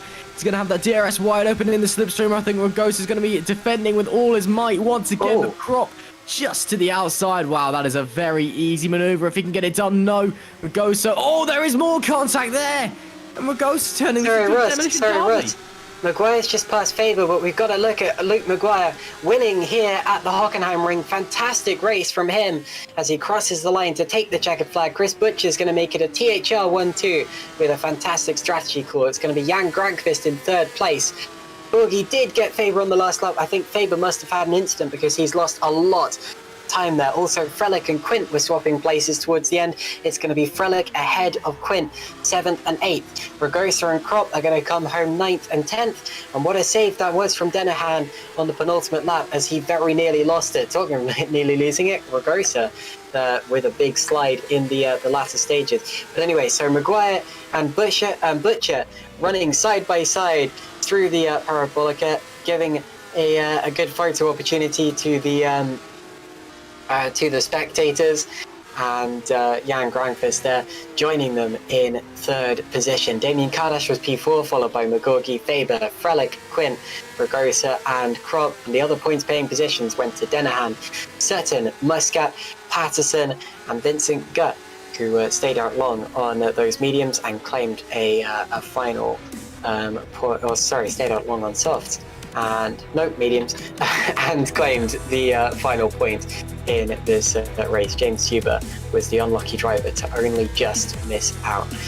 So that was the end of the first of two races here today, but don't go anywhere because very, very shortly we're going to be back with a second race. And as you see, the order scrolling past your screen, Tom Ely there, Mario Clant, Colin Matiak, Liam Runs also not scoring points at the end there, just missing out, as did Reuben Machete, Mihaly Vicentievich and Dan Hurt, as well as our retirements. We're going to take a quick break, and then we're going to be back in 5 or so minutes for the start of race 2. See you then.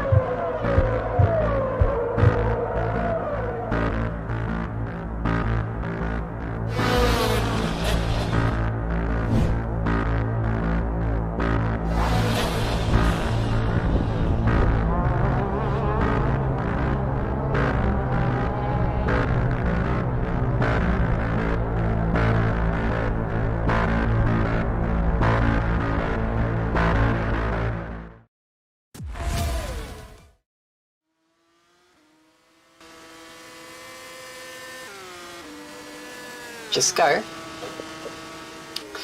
Okie dokie, hello everyone, and welcome back to GPVWC Supercup for round 9, or round 9 part 2 I should say, because we've completed the first race, and we've still got the second one coming up. It's going to be Shimon Frelich on pole position. The reverse grid number was P7, meaning that the THR guys are going to have to come through from 6th and 7th on the grid if they're going to take another victory. In race 1, of course, we saw the 5th 1-2 from THR that we've seen this season in their usual order of Maguire followed by Butcher, and that puts Maguire over a win's worth ahead of Chris Butcher in the championship. He has a safe buffer now, just needs to make sure he doesn't make any silly mistakes or have any dud rounds until the end of the championship. It's certainly not over, because crazier things have happened, and I mean the chances are at least there are going to be a couple of retirements or things like that for either of the THR guys. Luke just has to make sure that it's not him, and he should be safe now. Best of the rest is still Damian Kardash, or is now Damian Kardash. He was, of course, behind Tom Stevens on countback before this round. But due to Tom Stevens sadly not being able to race in race 1, Kardash is now 3rd in the championship. Tom Stevens is back, by the way. He's in the warm-up session, so if the issue doesn't strike again, then he will be well and truly. He'll be thrilled to be racing with us, but he will be racing with us. So long as he can. And all 28 of the drivers who made the qualifying session are here right now. So we're just waiting for the session to take over. As before, I'm joined by Russ McIntyre in the broadcast booth. Russ, so your first taste of GPVWC Supercup was in race 1, and you seem to enjoy it. You're looking forward to race 2 just as much? Oh, I certainly am. It was a great race to make my debut here, and actually I think race 2 actually might be even a bit more exciting because there's not strategy to take into account. It's all on, well, I mean, obviously you can make a pit stop if you want, but it's not advisable because pit stops aren't mandatory, so most of the drivers out there won't be making pit stops. So it's really going to be battling to see what tyres everyone takes. Can they take them to the end? Should be really exciting stuff, and obviously because it's a shorter race, the pressure's definitely going to be on. You know, you maybe see people diving for moves you wouldn't expect them to make. Obviously, outside of the top 3, the points are exactly the same for all the way down to 15th for the entire grid. So it's kind of just a short race, just adds a bit more pressure, I feel. And obviously, now I've got the first race nerves out the way. I myself should be a little bit more competent on the commentary side as well. But yeah, it was a very, very nice first race to make my debut alongside. And yeah, certainly looking forward to the second one, Caitlin. Fantastic stuff. Well, 30 seconds until we get going. That's all we've got, and then we will be off for the formation lap. As I said, the reverse grid number that was chosen was P7, or I say chosen, it was completely random, so it wasn't chosen at all. It was randomly selected between 6th and 10th, and Shimon Frelich is the lucky driver who found himself on pole position for this race. So 3 seconds to go. So let's take a look at the starting order for this second race. It's very familiar if you saw the first race because it's simply that order but with the top 7 reversed. Shimon Frelich is on pole, followed by Adrian Faber, then Oren McGorky in 3rd place, and then Damian Kardash, newly 3rd in the championship. Then it's Jan Grankvist, and then our 2 THR drivers, Chris Butcher ahead of Luke Maguire, and he will be hoping to stay there.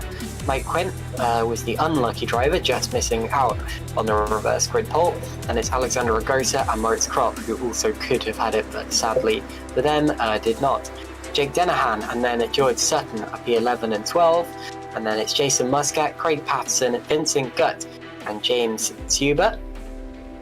P17 following on is going to be the RTD racing car of Tom Ely, and it's Mayo Klunt running his one-off helmet, and Colin Matiak and Liam Rance, P19 and P20. We're getting into the drivers who had issues in race 1 now. Reuben Machete, Alija Vicentijevic, Dan Hurt, Philip Koenig. Koenig, of course, was the first of the retirements. And it was Janis Lanos, Scott Sovic, David Koloksai, And tragically, once again, don't have Tom Stevens here. So Stevens was not able to stay in the server from warm-up to race 2, and will lose even more points here than he would otherwise have done by just missing race 1. Russ, we do still have an exciting race ahead of us from those top 7, or even outside of those top 7 if you're feeling really brave. Could you pick a winner? No, to be honest, I mean, it's 22 laps, 2/3 of the race distance of race 1.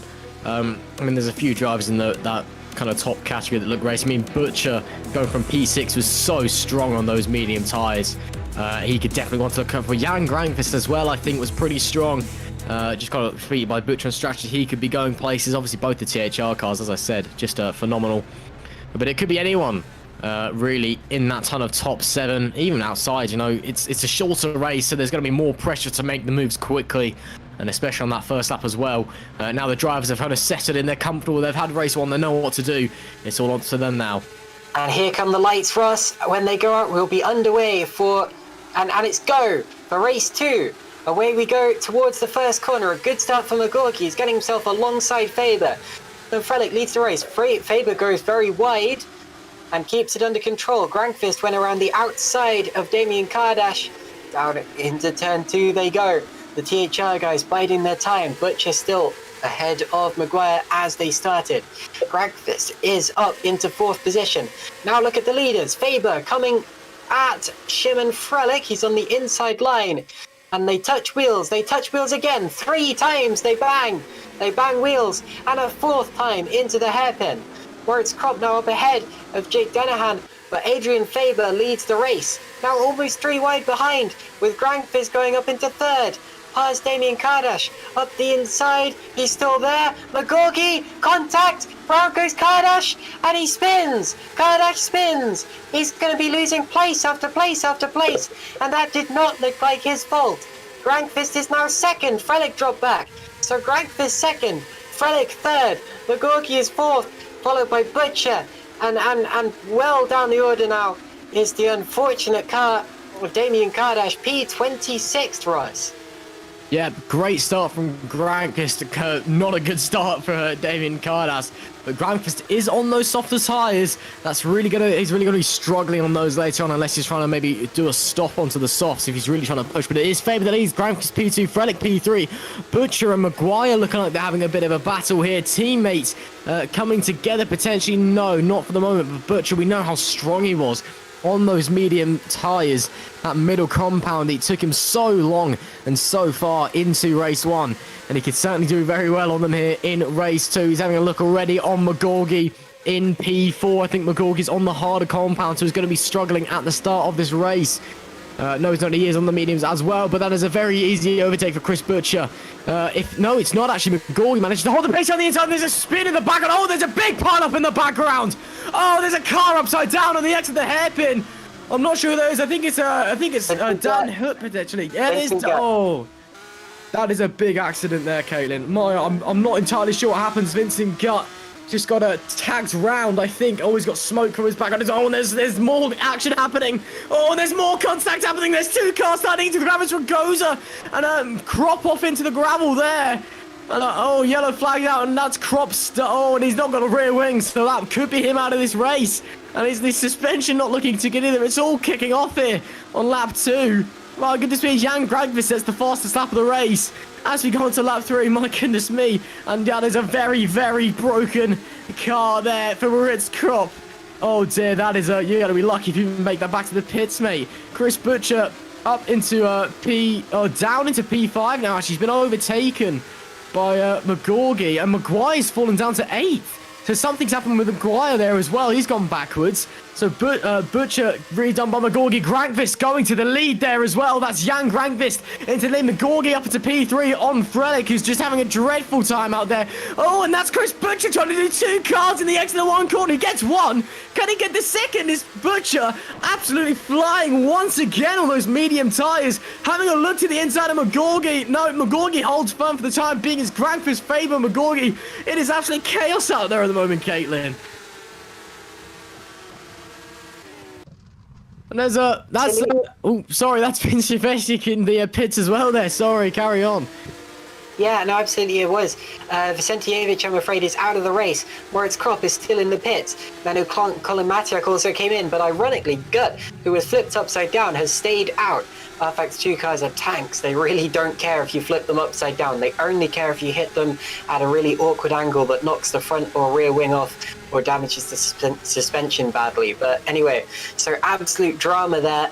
Not entirely sure what caused it, but it's affected many cars, I'm afraid to say, and several of them had to come into the pit lane. I'm just having a look back now. I know you can't have replays, so you can't see this, but it looks as if Tom Ely and Vincent Gut came together. Gut spun, and then as more and more cars piled in, the pressure caused his car to be flicked up into the air. And that's something that unfortunately we've seen before. Though it's interesting how it happened at such low speed. You very rarely see cars getting airborne at low speeds such as that. Grangfist now leads the race, followed by Faber and Butcher, and there's a bit of a gap between Faber and Butcher now. Butcher versus McGorky over third position. And Maguire now back up into 7th ahead of Frelick. Our pole sitter has already dropped down into 8th position. And I was saying just before the start of the broadcast, Frelick, while he's a very quick driver, I'm not sure he does particularly well under pressure, because he's never been particularly good at these reverse grid races. But anyway, Frelick now in 8th position, Maguire in 7th, and Butcher gaining some points back. And this could be crucial because, of course, earlier on, Maguire took some points out of Chris Butcher and extended his lead in the championship to over a win's worth. If Butcher can bring it down again to under a win's worth, that changes the complexion of his mindset going into each round. Rather than thinking, well, I'm an outside shot of the championship, I've got nothing to lose. It's, we've got a real fight here. But anyway, up into the hairpin once again. Look at Mike Quint now. He's on Jake Danahan, taking a look to the outside. No real room for a switchback on the exit, but they were very, very close. Ragosa now ahead of Sutton dropping back because Muscat's coming through. So Muscat through to 10th there on the inside, doing better than he did in race 1. Let's quickly talk tyres. Jan Grangfist is on soft tyres. That's one of the reasons that he was able to get through into the lead so quickly. He is one of the only drivers on soft tyres here. So either he thinks it's going to rain, or he... it's a slight mistake there for Janis Lianas ahead of David Koloksai. They both get away with it just about. They're racing over 18th and 19th. Either he thinks it's going to rain, or he thinks he can make the full race distance on those soft tyres. That could be something to look out for, because if his soft tyres go off, then he will either have to make a pit stop, or he will be under attack from all of the drivers behind him. Meanwhile, Tom Ely is our second retirement from this race, so 25 cars remaining, 24 of them on the lead lap. David Koloksai, I'm afraid, has just had a bit of a spin out of the final corner, drops to P21 at least. But as we stand, it's Grangfist leading by almost 5 seconds now from Faber, so absolutely running away with it. And Quint now up the inside of Danahan for 5th, and Danahan gets a tap from Maguire, and on the exit, Quint gets it. That rhymes. And Danahan might come back to him into the Mercedes arena. It's going to be close. He'll be on the outside line, and he'll have to settle for it, Russ. Yeah, it will. It was a nice little move there from Quint. Took a gamble, and it paid off. Very nice stuff indeed. Up to P5 he moves. Even if Grangfist thinks the rain's going to come, it may come too late. He may have to box just another set of softs anyway. My mind harks back to Charles Leclerc in the 2017 Formula 2 sprint race at Bahrain, when he actually won that race with a pit stop. He went from soft to soft and then just streaked through everybody. It was fantastic performance. Jan Grangfist could be trying to pull off a similar thing here, but at the moment that gap isn't big enough to P2 at all to even warrant a pit stop. I think he must be gambling on some rain, because I can't really think of any other reason why he'd be on those soft tyres. Maguire has got up to P7 now. Excuse me, apologies. Seems to have got Caitlin's infamous hiccups. So we've started to trade those now, Caitlin, haven't we? I get hiccups, you get hiccups. It's all over the shop. But Maguire up to... I actually had another run today, but I didn't want to say anything. The speed at which Grindfist is pulling away is actually quite impressive now. It's almost 6 seconds, and he keeps setting the fastest lap of the race. Ragosa there, Denahan and Maguire almost going side by side, as Ragosa did pass Frelick just behind. By taking a look, and actually Maguire's been showing his nose to Denahan's mirrors at any possible opportunity. He almost went side by side with him into the Sash curb the last lap, and that's not normally an overtaking opportunity whatsoever.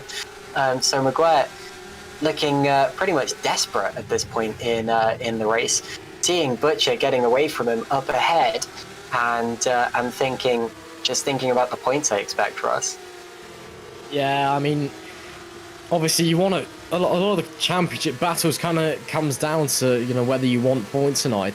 Do you risk it and go for the move or go for the points? I mean, that's someone like Jason Plato comes to mind in Real Motorsports. He's always prioritised wins over points, and as a result, that's why, despite the fact he's got, you know, 97 British Touring Car Championship wins to his name, the most of anybody by quite some margin, he's only got 2 championships.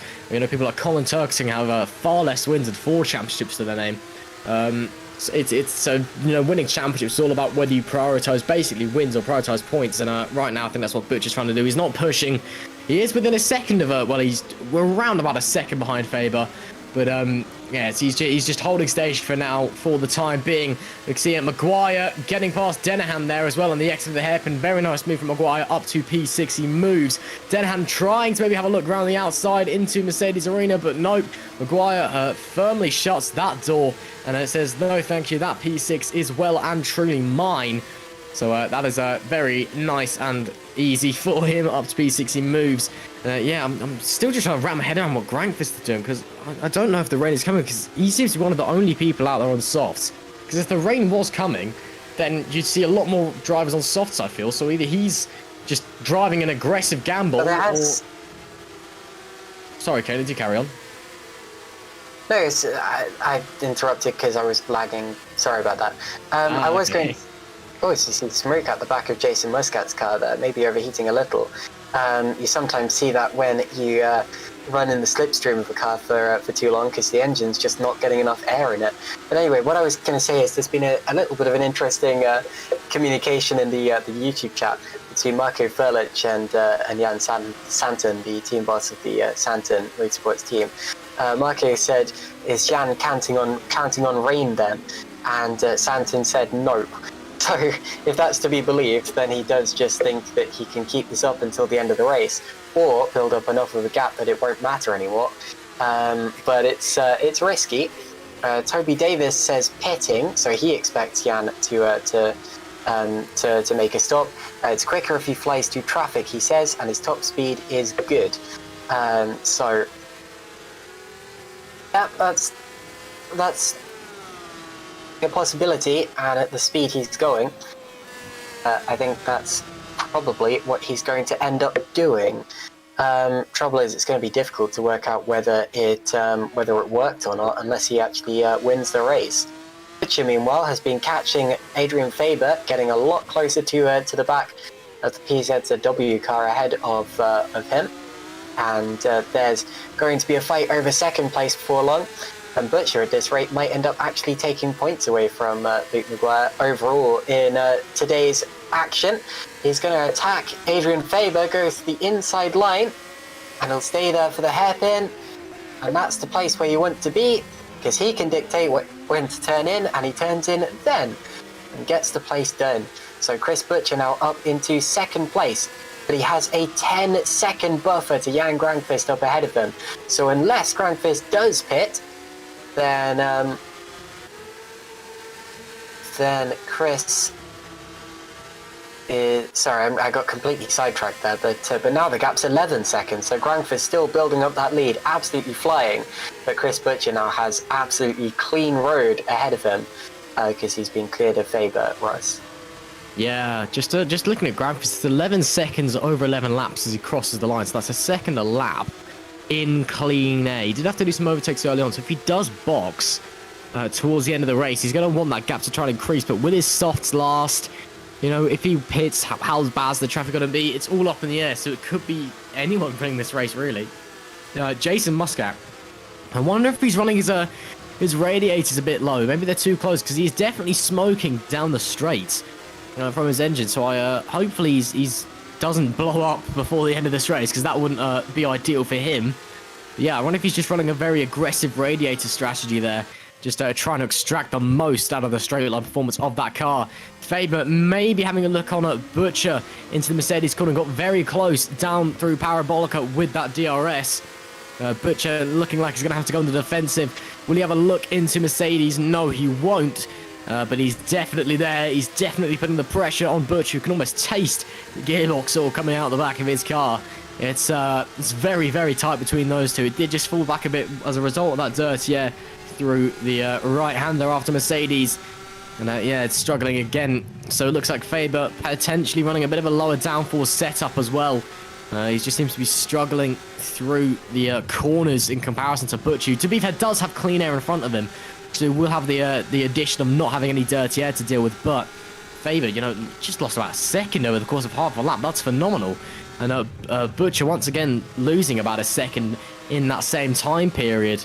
And then getting it through the corner. So I do believe that Grankvist's tyres are just about done, because looking at the timing board, he's stopped gaining on Butcher. So if he's going to want to come in, he's going to want to come in this lap to go to the end. He is over halfway through this race on this set of tyres. So he can easily make then if he stops for another set of softs.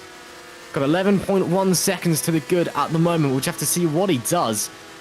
Frankly, it's anybody's guess at the moment. But as he heads to Mercedes, it's looking rather tentative from the Sanson Motorsports driver. He just doesn't quite look to have the same pace. And yeah, he's made a lot of positions, but he's also sacrificed a lot of tyre life. And, if he does come in, where does he come out? It's just all up in the air at the moment. He heads through the Sachs curves now. That's where if this was Formula 1, that's where the Orange Army, the Max Verstappen fans usually sit. Coming through the right-hander now, and that is Grankvist coming in. So Grankvist is coming in. Here we go. This changes everything. And he does. It's just over the halfway point in the race. His lead was 12 seconds, so he's not going to come out in the lead here. He might not even come out. Well, I don't think he's going to be in the top 5, but if he can carve through the order, he can still benefit from this. Chris Butcher takes the lead. He leads by 1.4 seconds. It's close up front, although he is gaining time or pulling away from Adrian Faber. Grankvist isn't going to be in the top 5. Through goes Denahan, through goes Ragosa, Frelich, Muscat. Grankvist is 10th. Grankvist is 10th. Looks like that's going to be it, because Sutton is too far back. But that means Grankvist has a lot of cars to carve his way through. Now, Grankvist, remember, started 5th in this race, so if he finishes any lower than that, it's going to be a big, big failure. Up in front of him, Frelich is side by side with Ragosa. Ragosa is on the inside line. Frelich twitches on the outside, holds it wide, might get passed by Muscat if he's not careful. Ragosa is 7th for the time being. Frelich, though, has the pace. He was in the top 7 in race 1 and knows that he can do it again. Ragosa holding station behind him, Muscat and Grankvist. And Grankvist is going to start flying through any second now. Of course, he didn't have to change onto the mediums like he would have done if this was race 1, because you don't have to use a different tyre compound. And that's an unusual tyre strategy that we've seen from Jan Grankvist. It was a lot more common a few years ago. I remember 2017 and 2018, people used to make pit stops in race 2 in Supercup all the time, especially in high tyre wear circuits. Although this track here isn't a particularly high tyre wear circuit at the best of times. Grankvist with a run on Jason Muscat. He's going to make his first of 9 hopeful maneuvers. Up the inside he goes, puts the power down, gets a lot of traction, and there's a touch, and Muscat almost loses it. Good save from Muscat, but oh my goodness, and that's another risk of Grankvist's strategy. He's come out right in the mix, and Maguire now side by side with Quint. Quint holds 4th place for the time being. Maguire's going to come back at him on the exit towards the first of the arenas to the right hand side. Switchback maybe? No, he's going to try to hold it in there. There is a right-hander coming up for him. He's still there. And this is risky here as well, but he backs out of it, so Quint keeps that 4th position. But yeah, as I was saying, that's a risk of Grankvist's strategy. In getting past other cars, you can come together, and you might even have a crash, Russ. Yeah, indeed, a crash is not what McGuire needs at this stage of the race. Something to think about with Grankfist, though. He's got a lot of ground to make up. It's about 10 seconds, maybe 9 seconds over the rest of the course of this race. He's on a lot fresher soft tyres than these guys from old, worn-out mediums. They're going to really fall off on the lap time compared to the end of the race, where he's just going to keep getting faster and faster. So he might pull this up. I reckon he can get onto the podium, definitely. You know, he might even, challenge for the win. We just have to wait and see. But yeah, McGuire trying to crash, mate. That's not exactly what you want to do at this stage in the race. Luke, you're leading the championship by a decent margin. Don't throw it away. Quinn will be coming under attack from the DRS. Now McGuire in the slipstream. You can see that gap closing. Quinn goes defensive on the inside. Then he doesn't. McGuire sees the open door. There's thank you very much. Locks up an inside tire for good measure. Quinn tries to fight back on the exits. Here's Frelich. And Grankvist getting past Frelich. And Grankvist I think Grankvist going to get past Gozer as well. McGuire is, he's definitely got past Quinn, who's trying to fight back, but it's going to be McGuire's position. And, that's Grankvist getting past Gozer into P7. Grankvist is flying at the moment. Firmly shuts the door as well. And I noticed that there's more smoke coming from his tyres than from an old man's pipe. So he's going to have some pretty square wheels by the end of this race. But he is pushing like mad at the moment. He's got 11.4 seconds to the leader. About, I can't do maths, about 6-7 laps to do it in. But he's on a lot fresher tyres than the guys in front. And crucially, they're on a lot older, worn mediums. They're a lot slower generally as it is. So it's game on Jan Grankvist. Butcher, what can he do? What can McGorgy in favour do? I think they're the target that Grankvist is aiming for just to get onto that podium. And right now, Jan is absolutely flying. He's even having a look at Denahan already, and he's going to be right behind him as he gets the DRS. Denahan's got to let him through here. Denahan's got to let him through here because they are teammates. And Grankvist going to get the DRS from his teammate and fly straight through. This is going to be the easiest move he'll have all day, with no disrespect to Denahan. Up ahead of him, he's now got the fighting duo of Quint and McGuire.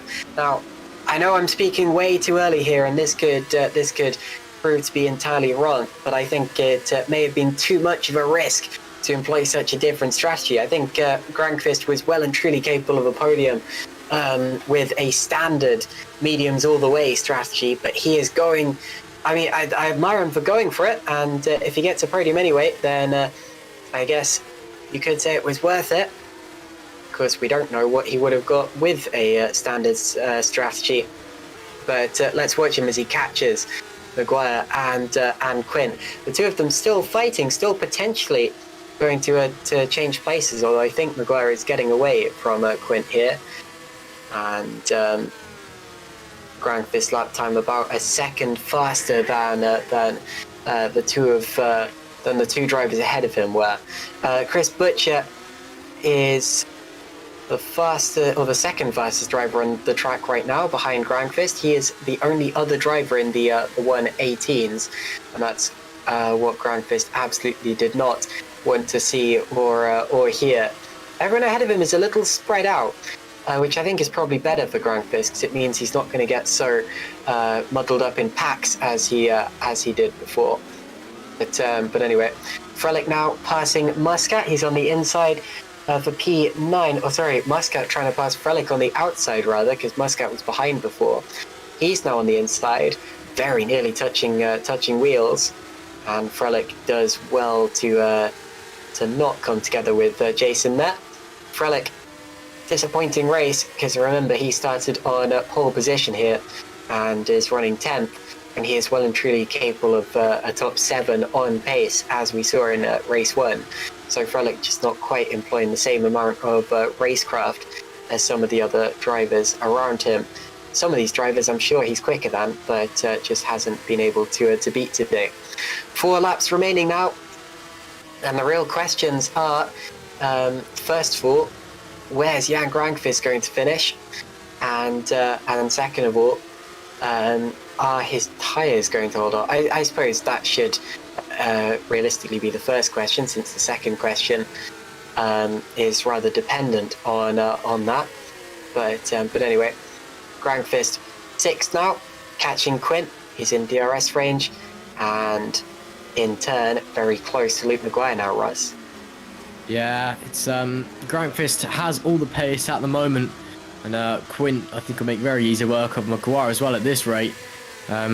as you said, 4 laps to go. Butcher, I think, has just done enough at a favour as well, but I still think Grindfist can definitely be, I think he can definitely make it up to McGorg if he keeps pushing as he does. Well, make it up to him at least. I don't know if we'll get him, but we'll certainly get up behind him towards the end of this race. Here we can see Denahan, who got done by Ragoza a while earlier. Then here is Grankvist. The man himself, he's half a second behind Quint. He will get DRS over the next few straights, and that's really going to allow him to close down to Quint in front and probably overtake him very, very quickly with the help of the DRS. And it'll be game on for Maguire in front as they come through T1. A lot of drivers have been running very aggressive lines through T1, running all 4 wheels off the curb. Lucky that no one's actually been caught out by that and spun off into the wall, because that's something that does often happen. It's lucky the rain hasn't come down either, because especially seeing as how we had official government warnings from Baden-Württemberg. The state Hockenheim was in there was going to be a thunderstorm. It's lucky nothing's come down. There is Grankvist taking P5 with absolute ease. Well, I don't even think he realised that Quint was there. It was that easy. We can see Sutton as well, maybe having a look on Frelick, who's just clinging on to that top 10 at the moment. No, Sutton stays behind for the time being. Yeah, Grankvist will now set his sights on Maguire 2 seconds in front of him. With 3 laps to go over the remainder of this race. And yeah, just amazed the rain hasn't come on. We were all certain before this event came in that the rain was going to come down. And a few of the drivers were as well. And right now, well, looks like it's not going to happen. Indeed, and rain would have really helped out Jan Grankvist at certain points in this race here. Meanwhile, a sad way to end the day for a couple of normally quite big names. Damian Kardash, of course, who was 3rd in race 1 and dropped down the order after a spin earlier on, has officially given up, I'm afraid. He is out of the race as Moritz Kropp came into the pits to lap a go. Not sure why. He was already a long way down the order. And I'm afraid he is running dead last, although not out of the race yet. Dan Hutt, I'm afraid, is retired, and Philip Koenig had a Valtteri Bottas-style crash in Turn 1 a couple of laps ago. So that's an update on incident report. Back to the front of the field. Maguire is now within a second of McGorgy, so Maguire is in contention for a podium here. In the late stages, it's Maguire versus McGorgy versus Grankvist, I think, for that position. Meanwhile, George Sutton trying to get into the top 10, went alongside Frelick. They touched wheels very, very slightly, just about got away with it. Patton and Machete went side by side behind them. Denahan now fighting with Muscat, and Muscat run almost over the curb there, trying to avoid a collision. So battles going on in the lower part of the top 10. But as I said, in the final 2 laps of the race, the battle we'll be watching mainly is that for 3rd place between McGorgy, Maguire, and Grankvist. Oh, that's a car running very off the road, and that was the Ragoza, I think. Yeah. Off the road, yeah, it was. I'm not sure what's happened there. I think he may have had a spin, and then he's looking to get back on the way. Very, very slowly does so, very tentatively too. Those tyres are going to be like absolutely roasted from that. We saw a lot of smoke and some tyre marks, and then there was that was Ragoza facing the wrong way. Not sure what happened there, but that's not good for him, and he falls all the way down to P14 there. He tried to brake on the curb, and now he's 14th. So I think we know what happened there. He had a spin. Unfortunate for Alexander Ragoza, but unfortunately all his own doing there. Meanwhile, back up the front, I'm sure I just saw 2 cars going side by side, although they seem to have sorted it out, because I don't see any changes in the order. There may have been not sure we do have any backmarks in this race. The only 2 cars who have been lapped are Colin Matiak and Moritz Kropp, but they're on a different part of the course to the cars that I was watching. Grankvist not quite within a second of Maguire now. Maybe his tyres just about going off. And I can't help but feel that he probably would have been 3rd in this race had he not gone for an alternate strategy. I applaud him and the Santon team for trying, but I don't think it's worked out for Jan Grankvist here. All that they've really done is provided us some really exciting action to watch. I suppose they say that if you can't win the race, then at least give some screen time to your sponsors. So Jan doing a good job there. Maguire now attacking or catching McGorgy. This may be his last chance. He's gaining. He goes for 3rd on the last lap of the race.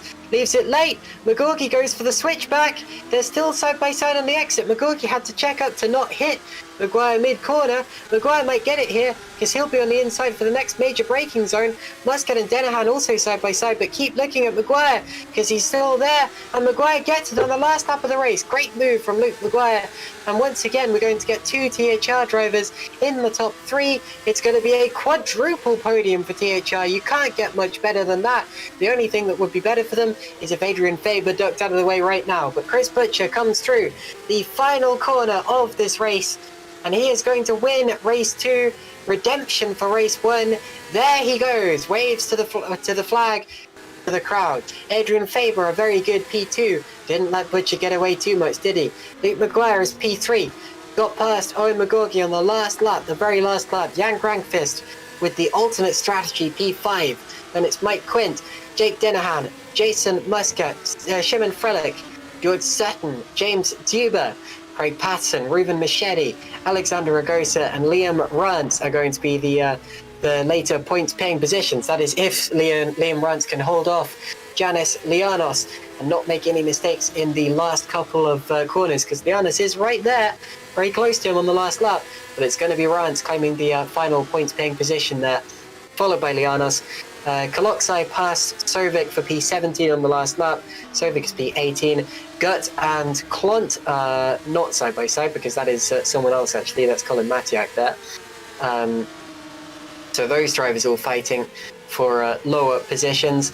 And then Moritz Kropp is going to be at P22. And the retirements were Damian Kardash, Dan Hurd, Philip Koenig, Tom Ely, and Mihaly Vicentievich, with Tom Stevens sadly not making either race despite qualifying second.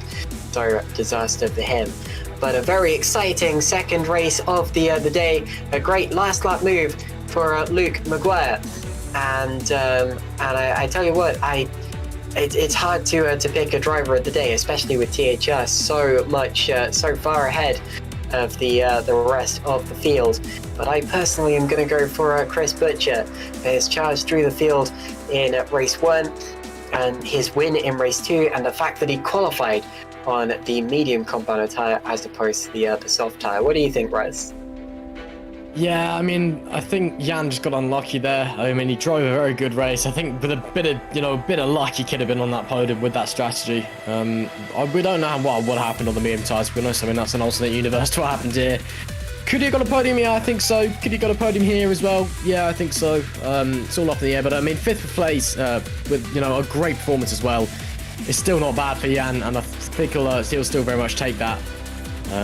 Yeah, just unlucky. It could have been a podium, I think, if he just had, with an extra lap, it would have been a podium, definitely. Maybe with slightly different circumstances in regards to some of the drivers he was battling, I think it could have been a podium as well. But, that's how racing works sometimes.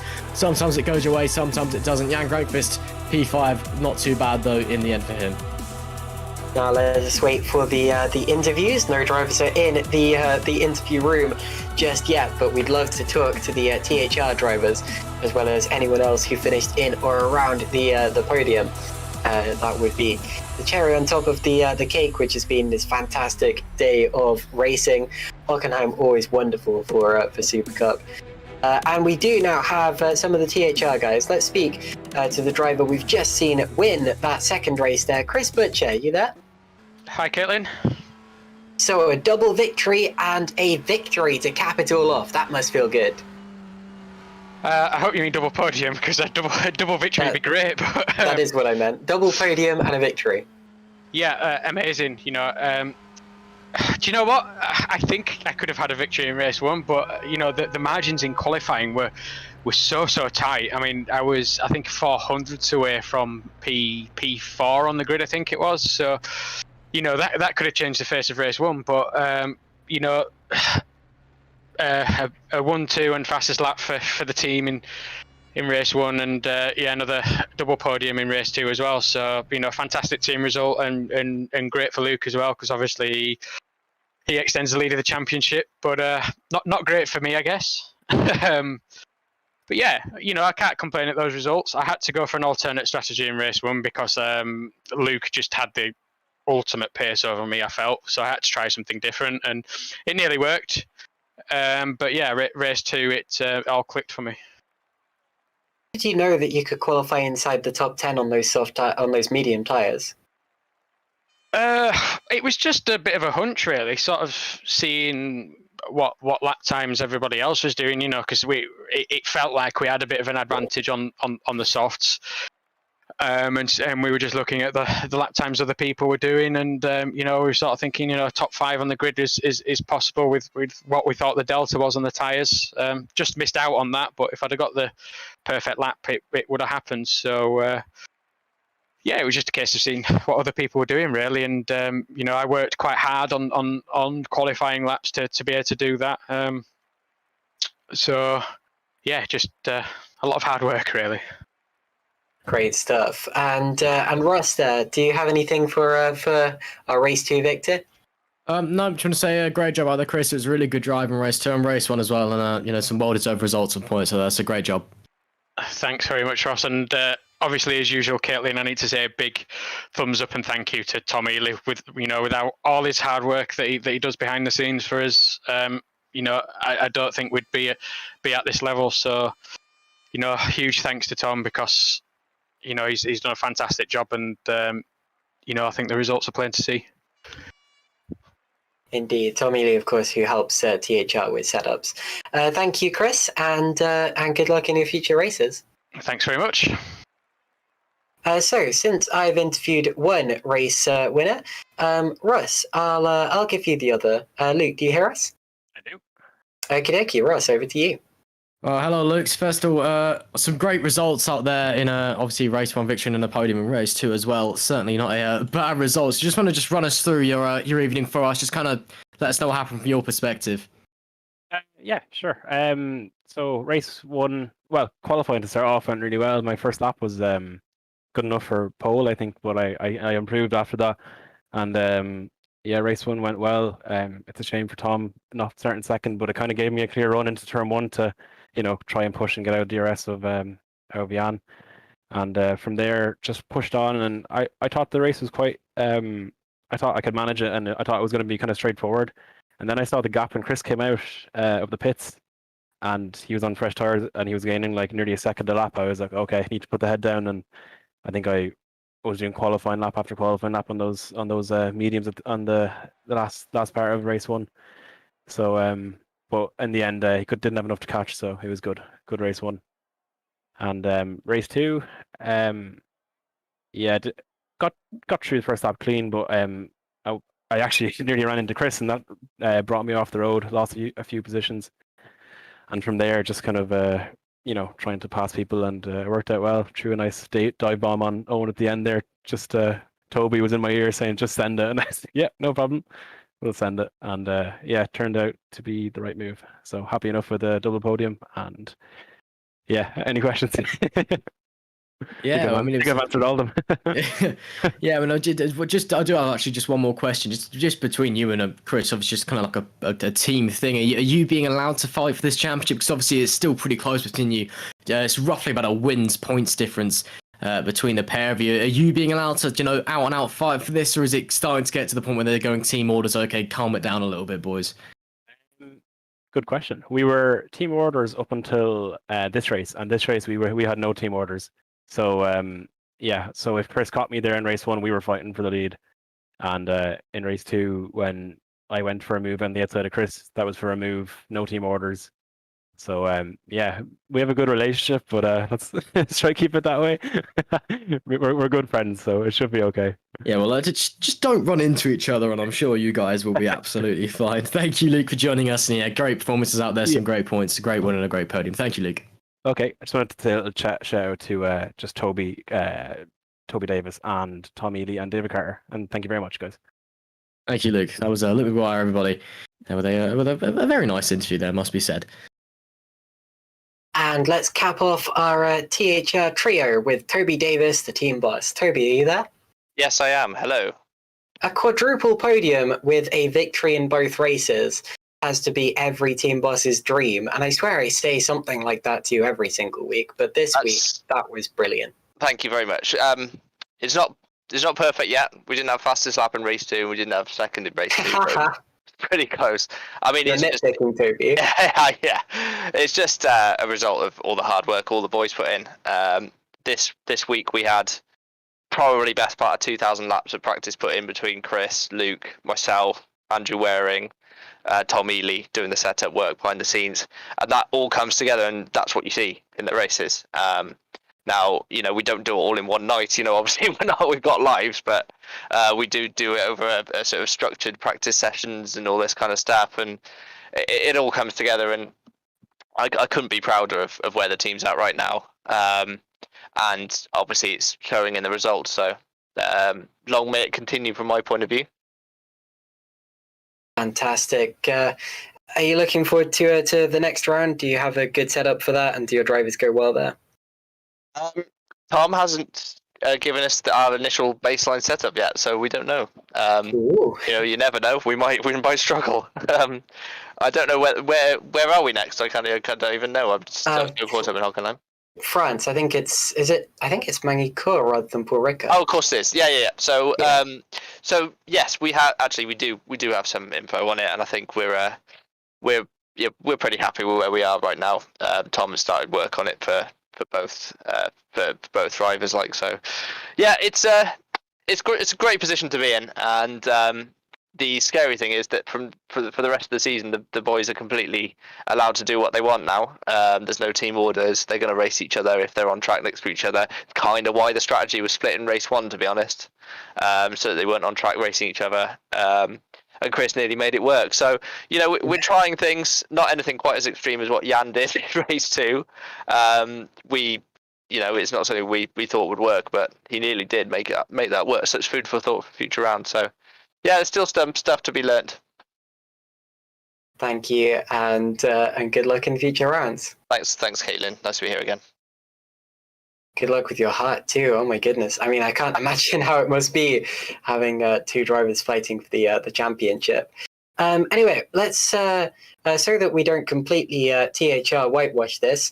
I know we're supposed to keep this to the 3 interviews, but let's quickly talk to Jan at Grangfist, who finished well in both races, 3rd in race 1, 5th in race 2. Jan, you almost made it a podium in both races. That strategy was close to working there. Yeah, I was honestly kind of surprised seeing how well it worked initially with the start that I got. And I'm quite happy with the P5, even though I couldn't quite get Luke and at the end. Do you regret going for the alternate strategy, or? Sorry? Do you regret going for the alternate strategy or not? No, I don't regret it at all. That was some really fun racing, I have to say. That's good to hear. I like the emphasis on the fun. It may not have provided you quite the result you wanted, but you had fun, and that's what matters there. Yeah, exactly. I like that. Anyway, congrats, Jan. Sorry for the short interview. It's just we have to keep it short now. But thank you for that, and good luck in the future races. Yeah, thanks. So anyway, that is the lot for today, and a very exciting day of racing it was. I love the Hockenheim, I love Supercup, and that was a lot of fun. Thank you very much to Russ McIntyre for joining me in the commentary box for the very first time in GPVWC Supercup, and I hope you will join us for a lot more, because this is always really fun. And Heigo, Poom as well. Thank you for the cameras and the stream, and thanks to all of you for watching, and I hope you enjoyed it as much as we did. We'll see you in 2 weeks' time for the round from France. I think Magny-Cours, but yeah, in the meantime, you've got Super League Lights, Super League, and all of that usual stuff to watch. See you then.